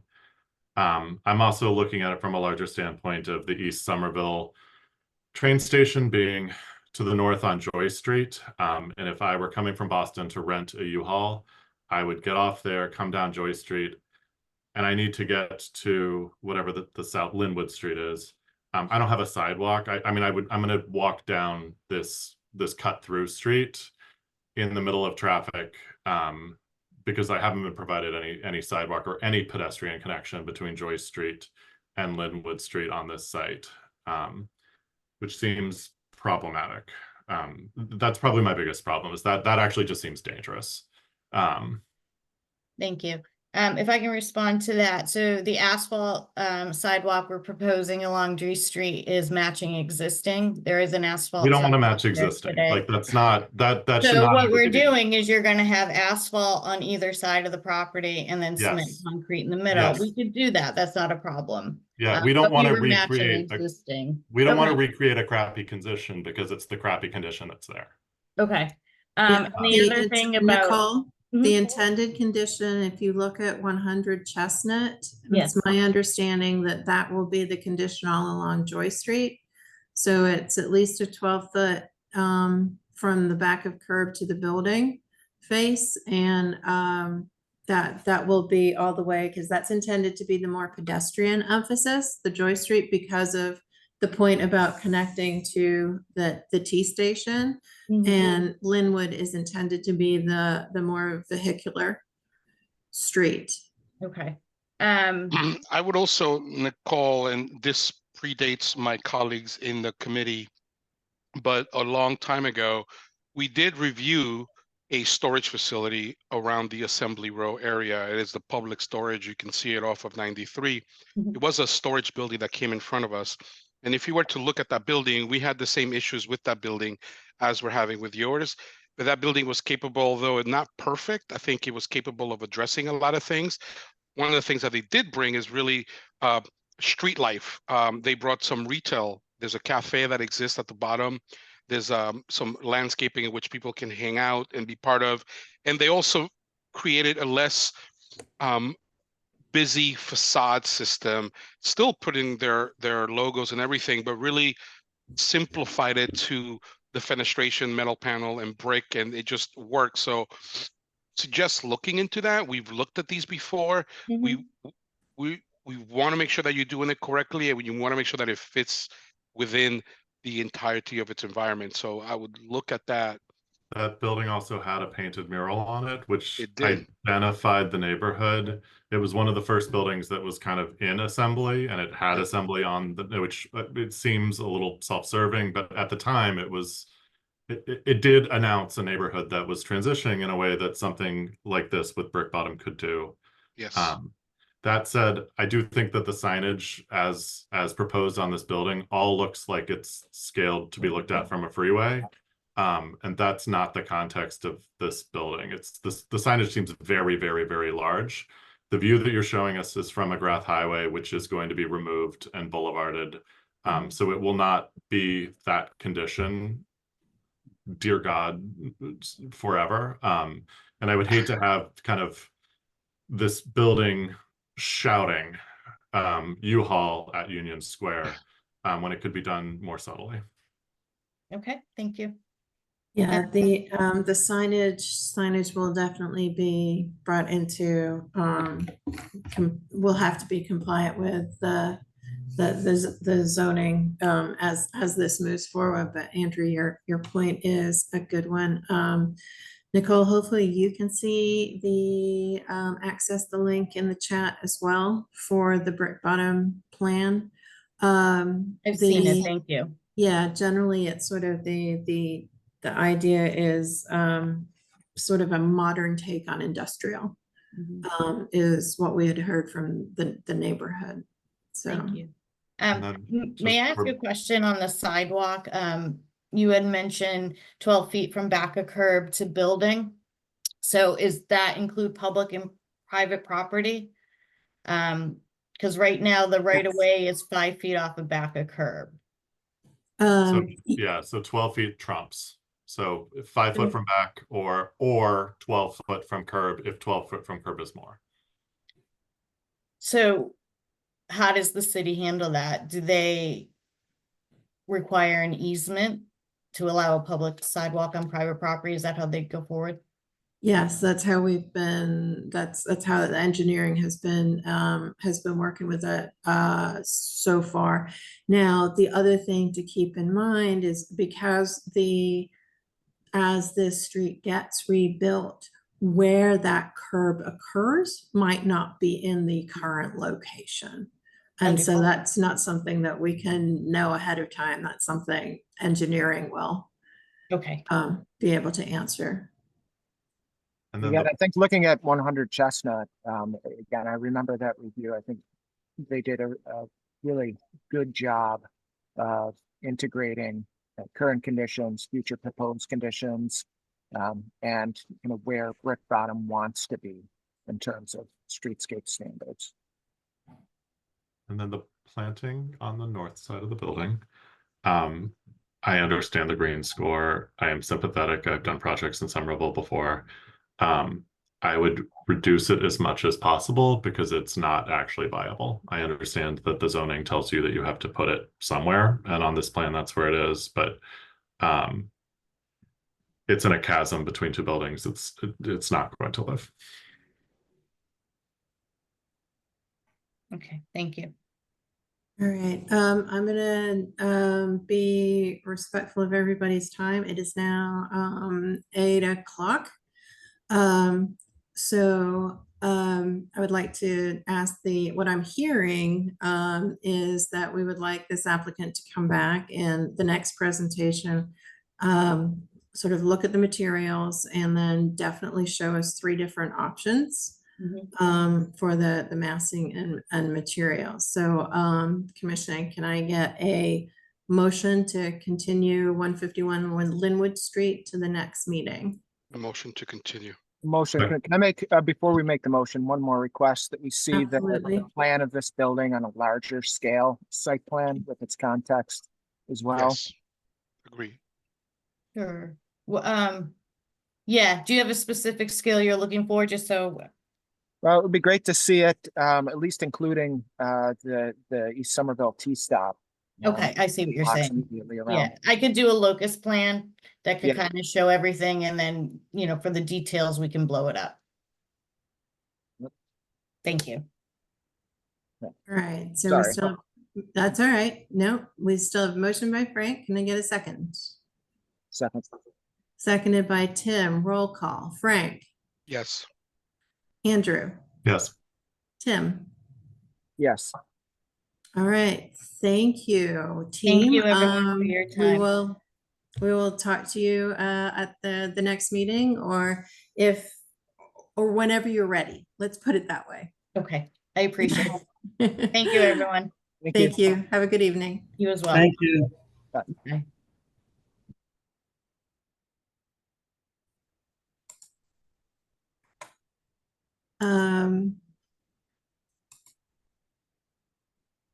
Okay,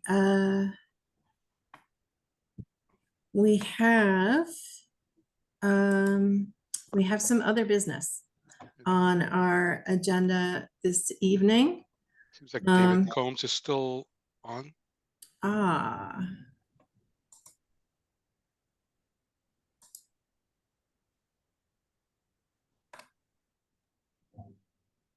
right. Why?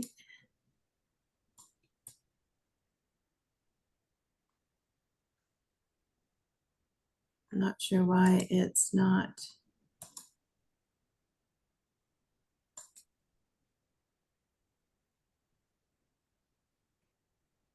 Not sure why it's not letting me, claims to be doing one thing. There we go. Let's see if it went this time.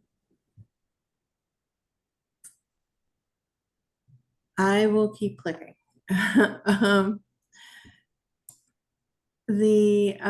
So the first item is about electrical transformers, and Tim, if you don't mind, I'll sort of give a brief overview. So that we had been talking with Tim about some of the issues that have been coming up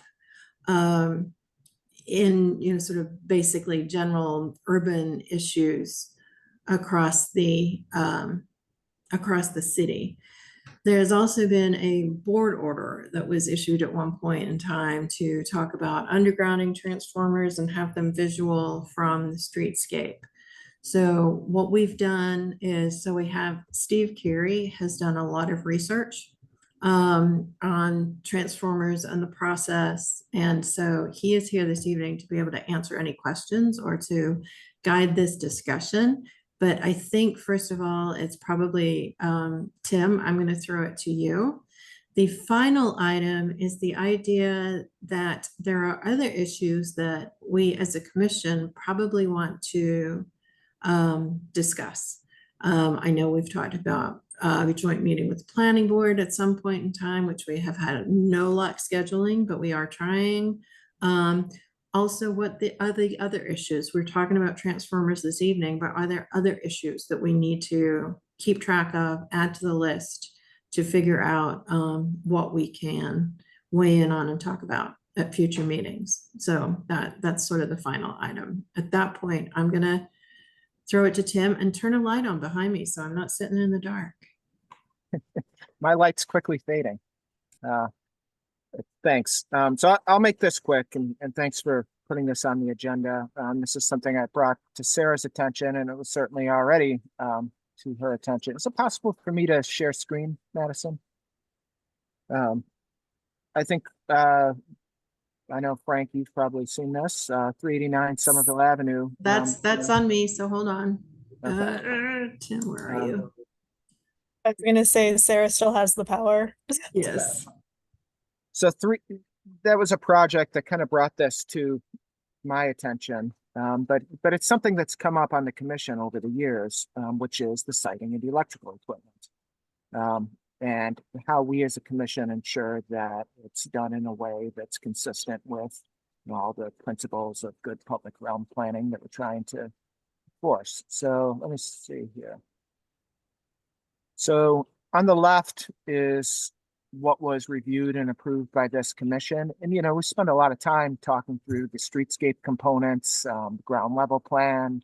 Zoning has very specific requirements for monoglazing on the facades. And for this project was what was approved. This is right along Somerville Avenue, right in Union Square. Retail storefront, a couple of lobby entry doors. On the right is what was built. More than a third of the facade is taken up by this huge transformer alcove here, which is, I think, really problematic for the streetscape.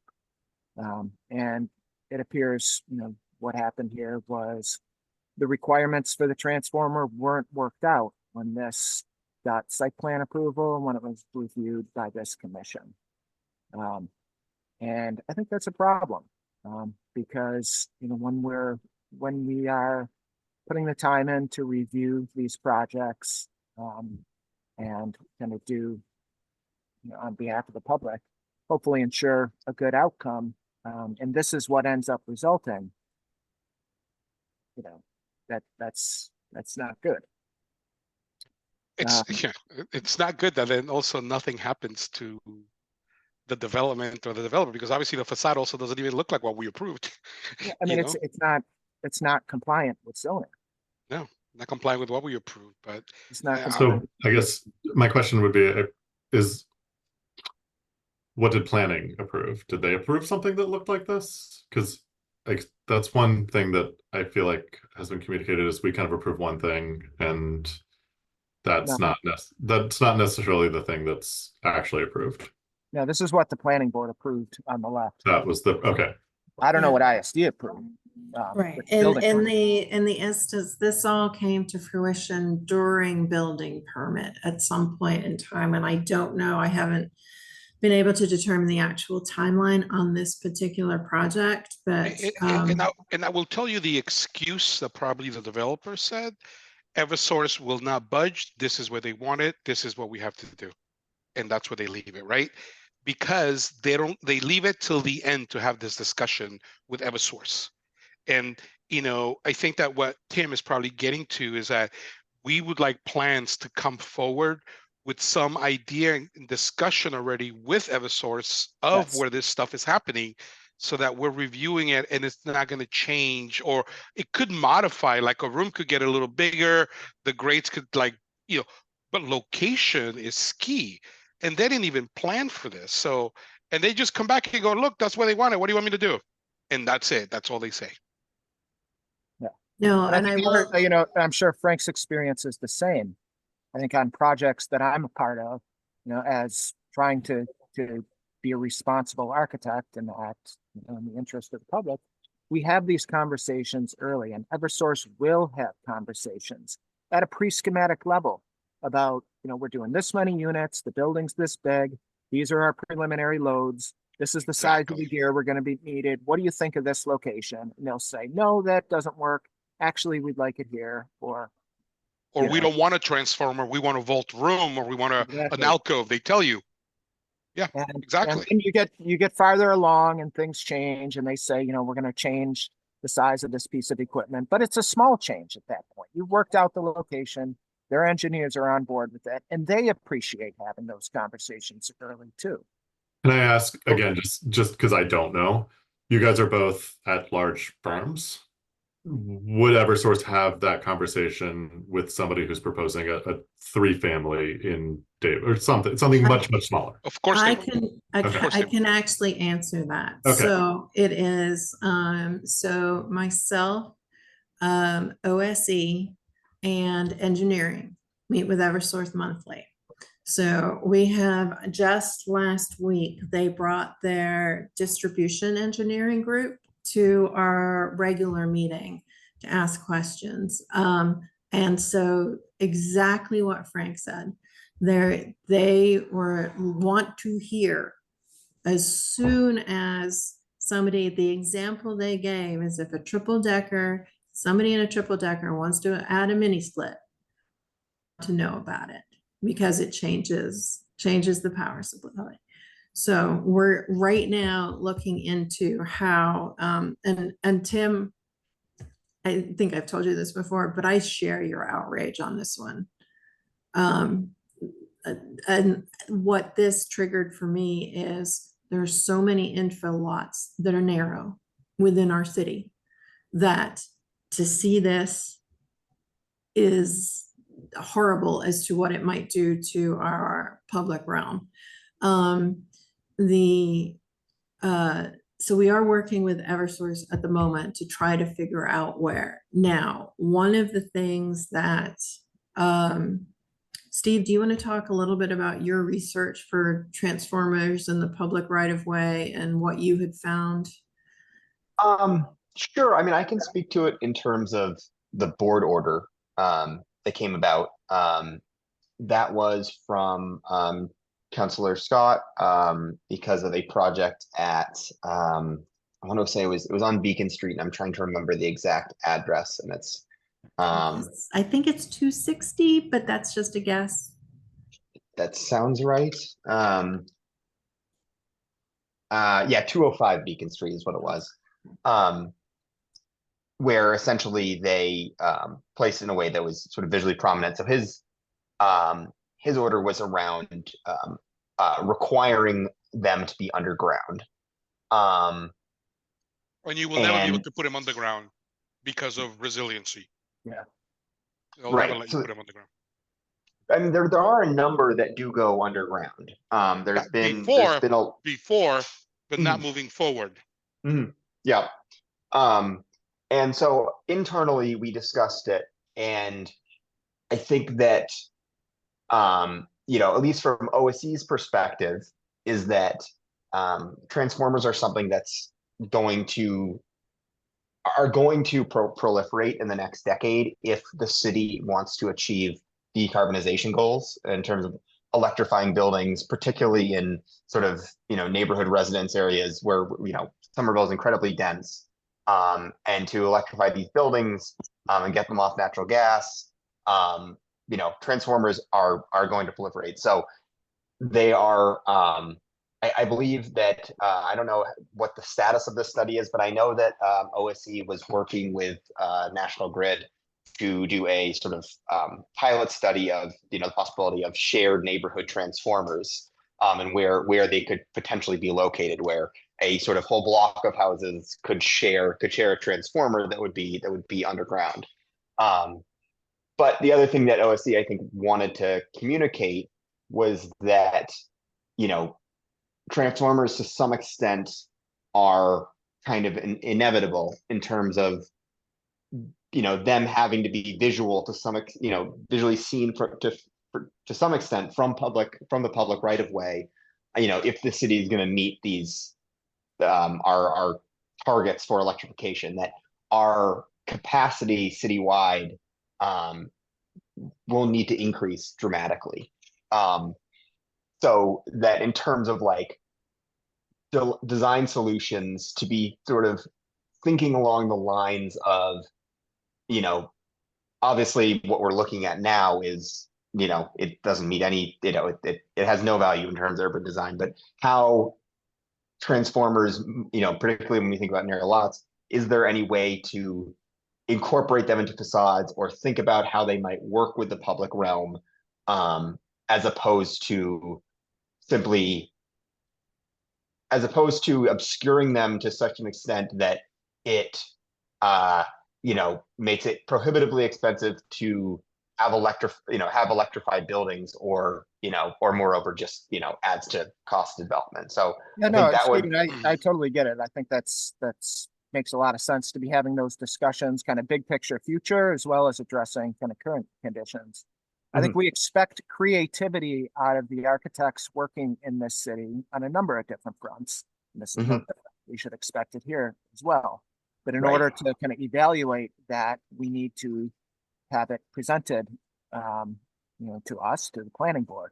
And so where I was going to go with this was to make a motion to add to the submittal requirements for this commission the siting of building electrical equipment, transformer, and switchgear.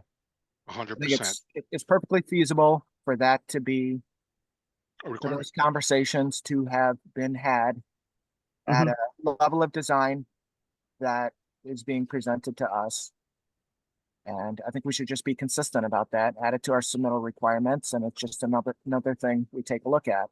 And, you know, maybe it helps avoid this in the future. I would Yeah, I agree with agree, and that. I would support that tremendously. And we'll continue be asking this. And the problem is that nobody's being held accountable for it. And that's the issue. Yeah, no, and that's the, after the conversation last Thursday, I've realized that we can certainly look at adding it to the submittal requirements for this commission. But just to let you know, we're also looking at it to adding it to the requirements for projects as they come before us anyway, to make sure that the load letters are requested early. Because you're no longer going to have little transformers like this, because with the requirements of the EV vehicles, fully electric, and like all of the demands, they're getting bigger and bigger and bigger, and they're going to have to start going into the building. And Steve, to your suggestion that maybe there's shared transformers, that would never happen. It would be impossible for that to happen because there's a cost associated with it that nobody would be able to accrue, right? So your secondaries and your primaries get more expensive depending on how the distance of the transformer to your building. So whoever's the furthest from the transformer is going to get the biggest hit on money, because those secondaries are getting really expensive, right? And they're like, well, why am I paying more money than this guy? And that's just a shit show waiting to happen. So sharing is never going to happen because of cost Right. reasons. You're Yes. assuming it is customer paid. So we're looking at all sorts of possibilities as to how that might manifest itself. I like the academic study, but I can assure you, dealing with these things and knowing Eversource, I'm friends with Susanna at Eversource there in Somerville. It's just I think we need to attack it front-wise, like Tim is saying. Let's first require them to show that they're looking at it, they've placed it, they know how it's going to be serviced, and they know what the size it is. Yeah, because I think if someone comes and says the only thing we can build is the building on the right here, then they shouldn't build the building. They shouldn't be approved to build it. It's not compliant with our zoning. It's not compliant with our aspirations as a community. They shouldn't build it. So, all right. So let me get some clarification, Tim, unless you want to include it in your, because what I want to make sure is that the information that we need. So we need an estimate of the size of the transformer. And does that mean load or physical size, or? They need to have had a discussion with Eversource as to what the size is going to be for the transformer per their loads. So their Okay. loads are going to determine a size. The size is going to determine what they need. And where to It's a- locate it. And Okay. it's either a transformer, an alcove, or a vault. Yeah. And it's going to determine those things. And it's going to be either they're going to, when it goes into a larger component, they need their own, transformer and switchgear. Yeah. That's 2 pieces of equipment. Yeah. So Which apparently So I are think it's- impossible to get these days. And so they're like 2 to 3 years out. So I think it's the size and siting of Size and major siting. building electrical equipment. Okay. All right. Okay. All right. Just So- wanted to make sure I had that right. All right. Motion? So moved. motioned. Second. Okay, moved by Frank, seconded by Andrew. All right, roll call vote to add to the submittal requirements for the UDC, the size and siting of any transformers or large electrical equipment. Yes. All Yes. right. Roll call vote. Frank, yes. Andrew, Yes. Tim. Yes. All right, thank you. Motion passes. So we will take a look at that. And Tim, do you want to light a campfire or something? I need to. Yeah. Stars are going to be coming out soon. Let's end it quick for Tim. There's things in the Okay. background there. I don't know, bears. Well, what we can do is if we want to continue the other items to a future meeting, so you can see with the ones that we've added to this meeting. But if you want to talk about them as other business next time, Let's talk we about it can- next. There's one more I'd like to just hit on, and I'll make this quick. I don't think we're going to draw any conclusions today. But I think there's a kind of unique situation in the city right now that as I think, the biggest impact on the urban design of Somerville, of any kind of issue currently before the council, planning board, or zoning appeals, and that's the redevelopment of Summer Nova. I think you probably, Andrew and Frank, all heard of this, if not, be very familiar with it.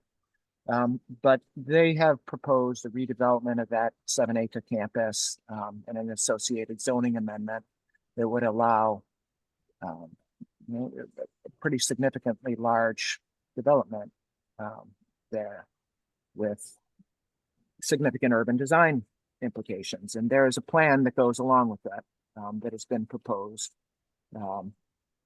And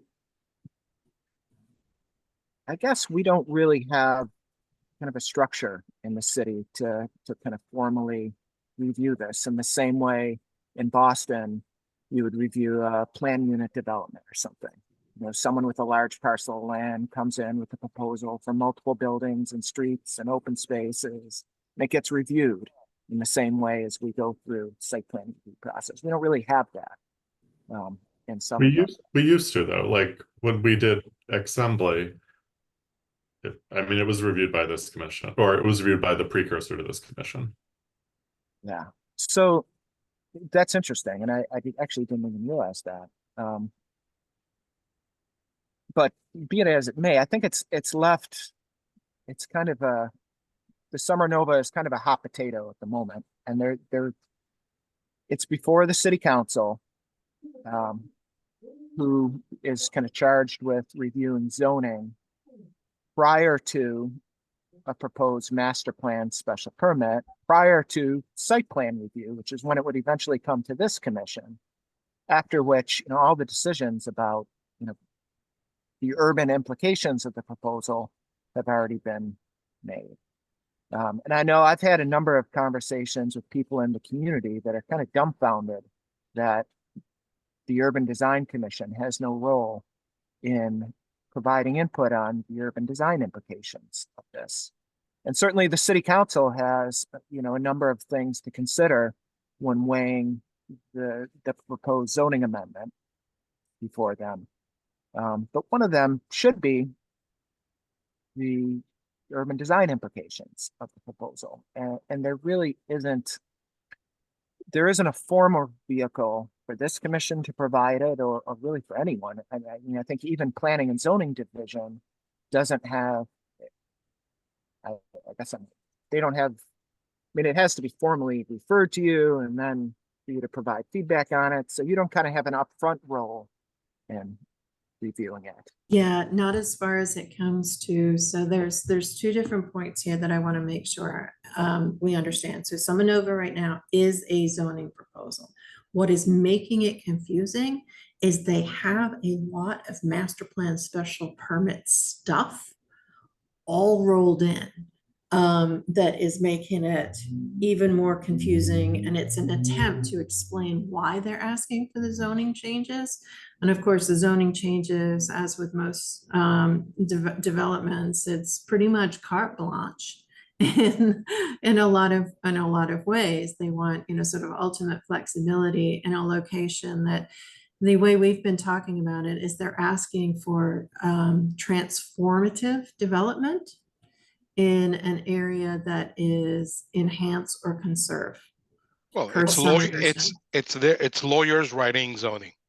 Yes, so there's, I think there's a different, it's how we approach this as a commission now. I think if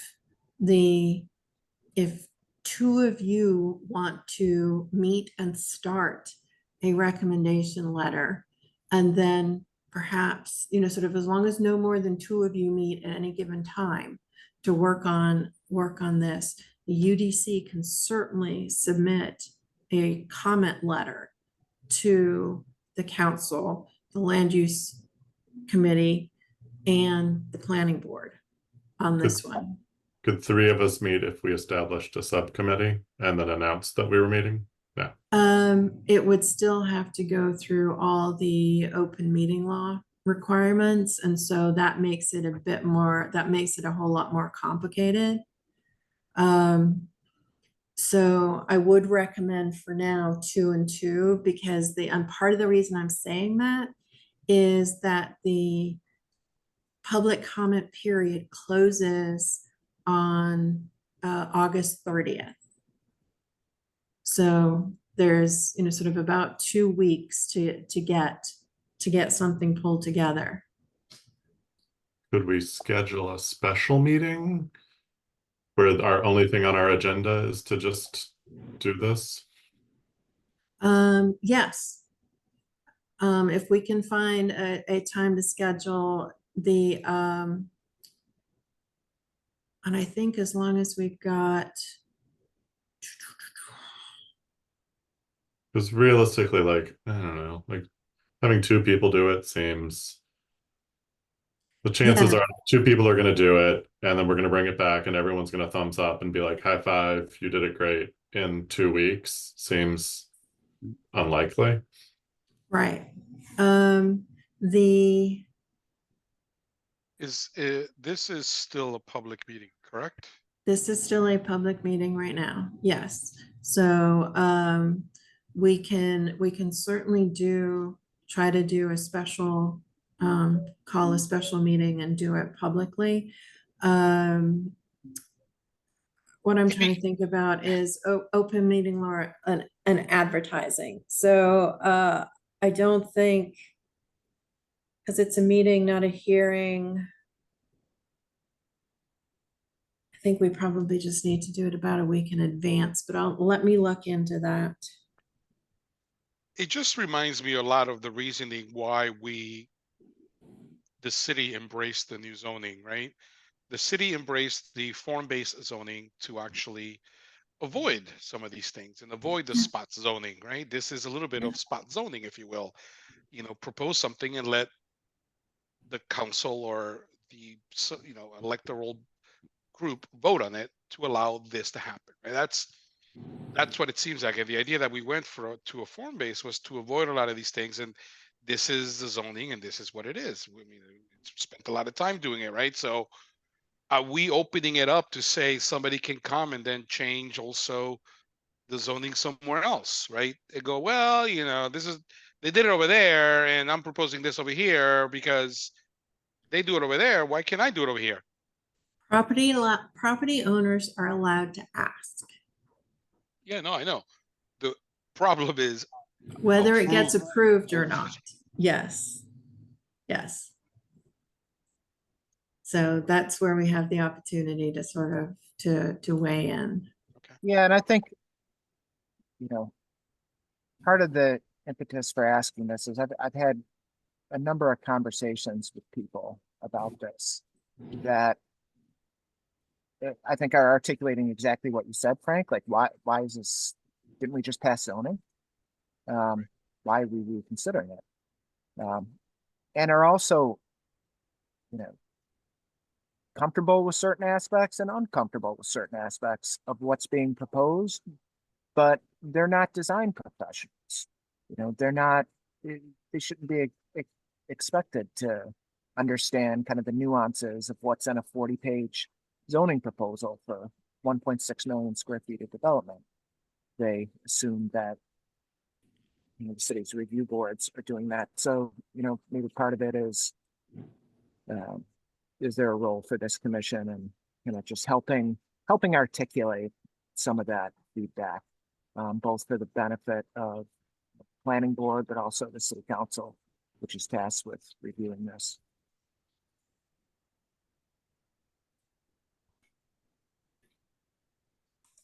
So I'd be up for a special meeting, or forming a subcommittee. I will be back out of the woods next week. I'll be in the woods next week. You'll be in the woods next week, Andrew? Yeah, but the woods has internet. Yeah, okay. Is there so our next meeting is the 27th, which will be after Andrew gets back from out of the woods. So, I mean, we could try to meet that Monday night.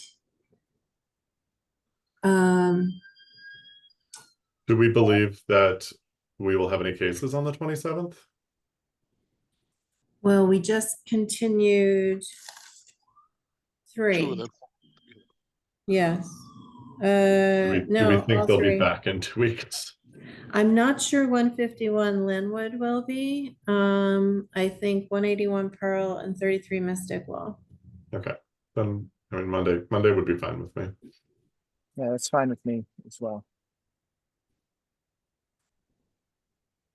Great, can you I make guess that to work? your earlier point, Sarah, if 2 members wanted to meet before then, just to get generally familiar. Yeah, I think that would be, I think doing some homework and getting ready for that meeting would be a good idea. And if you could maybe, if it's possible to direct, so I don't know anything about Summer Nova. I was asked to be on some commission thing and I declined. So I kind of stayed out of it. So any background would be lovely. It would be good to catch up the rest of the members of the committee as well, Deborah and Tim, and Yeah. Sherry, so that they're on board on this, and it's coming as a consensus in a group, and not 3 people, But that we are. All right, what we can do in that regard is, Tim, if you send me a synopsis email about what we're doing, I can then forward it to the group behind the scenes. So it's a blind copy, and then we cannot have discussion via email. Okay. But at least then that will get the conversation started. And then if you do want to meet with one other member in the meantime to prep for that discussion, I think that would be helpful to at least set an outline and target what our discussion will be at that special meeting. Okay. And All right. ultimately, what we choose to do at the special at our special meeting is up to the commission, because we don't have a defined purview. We could Right. to just make small number of points. We could choose to provide a more extensive analysis, whatever we decide. Yeah, absolutely. And like I said, the only thing that I caution us all of to remember is that the public comment period closes August 30th, so it's the end of that week. Okay.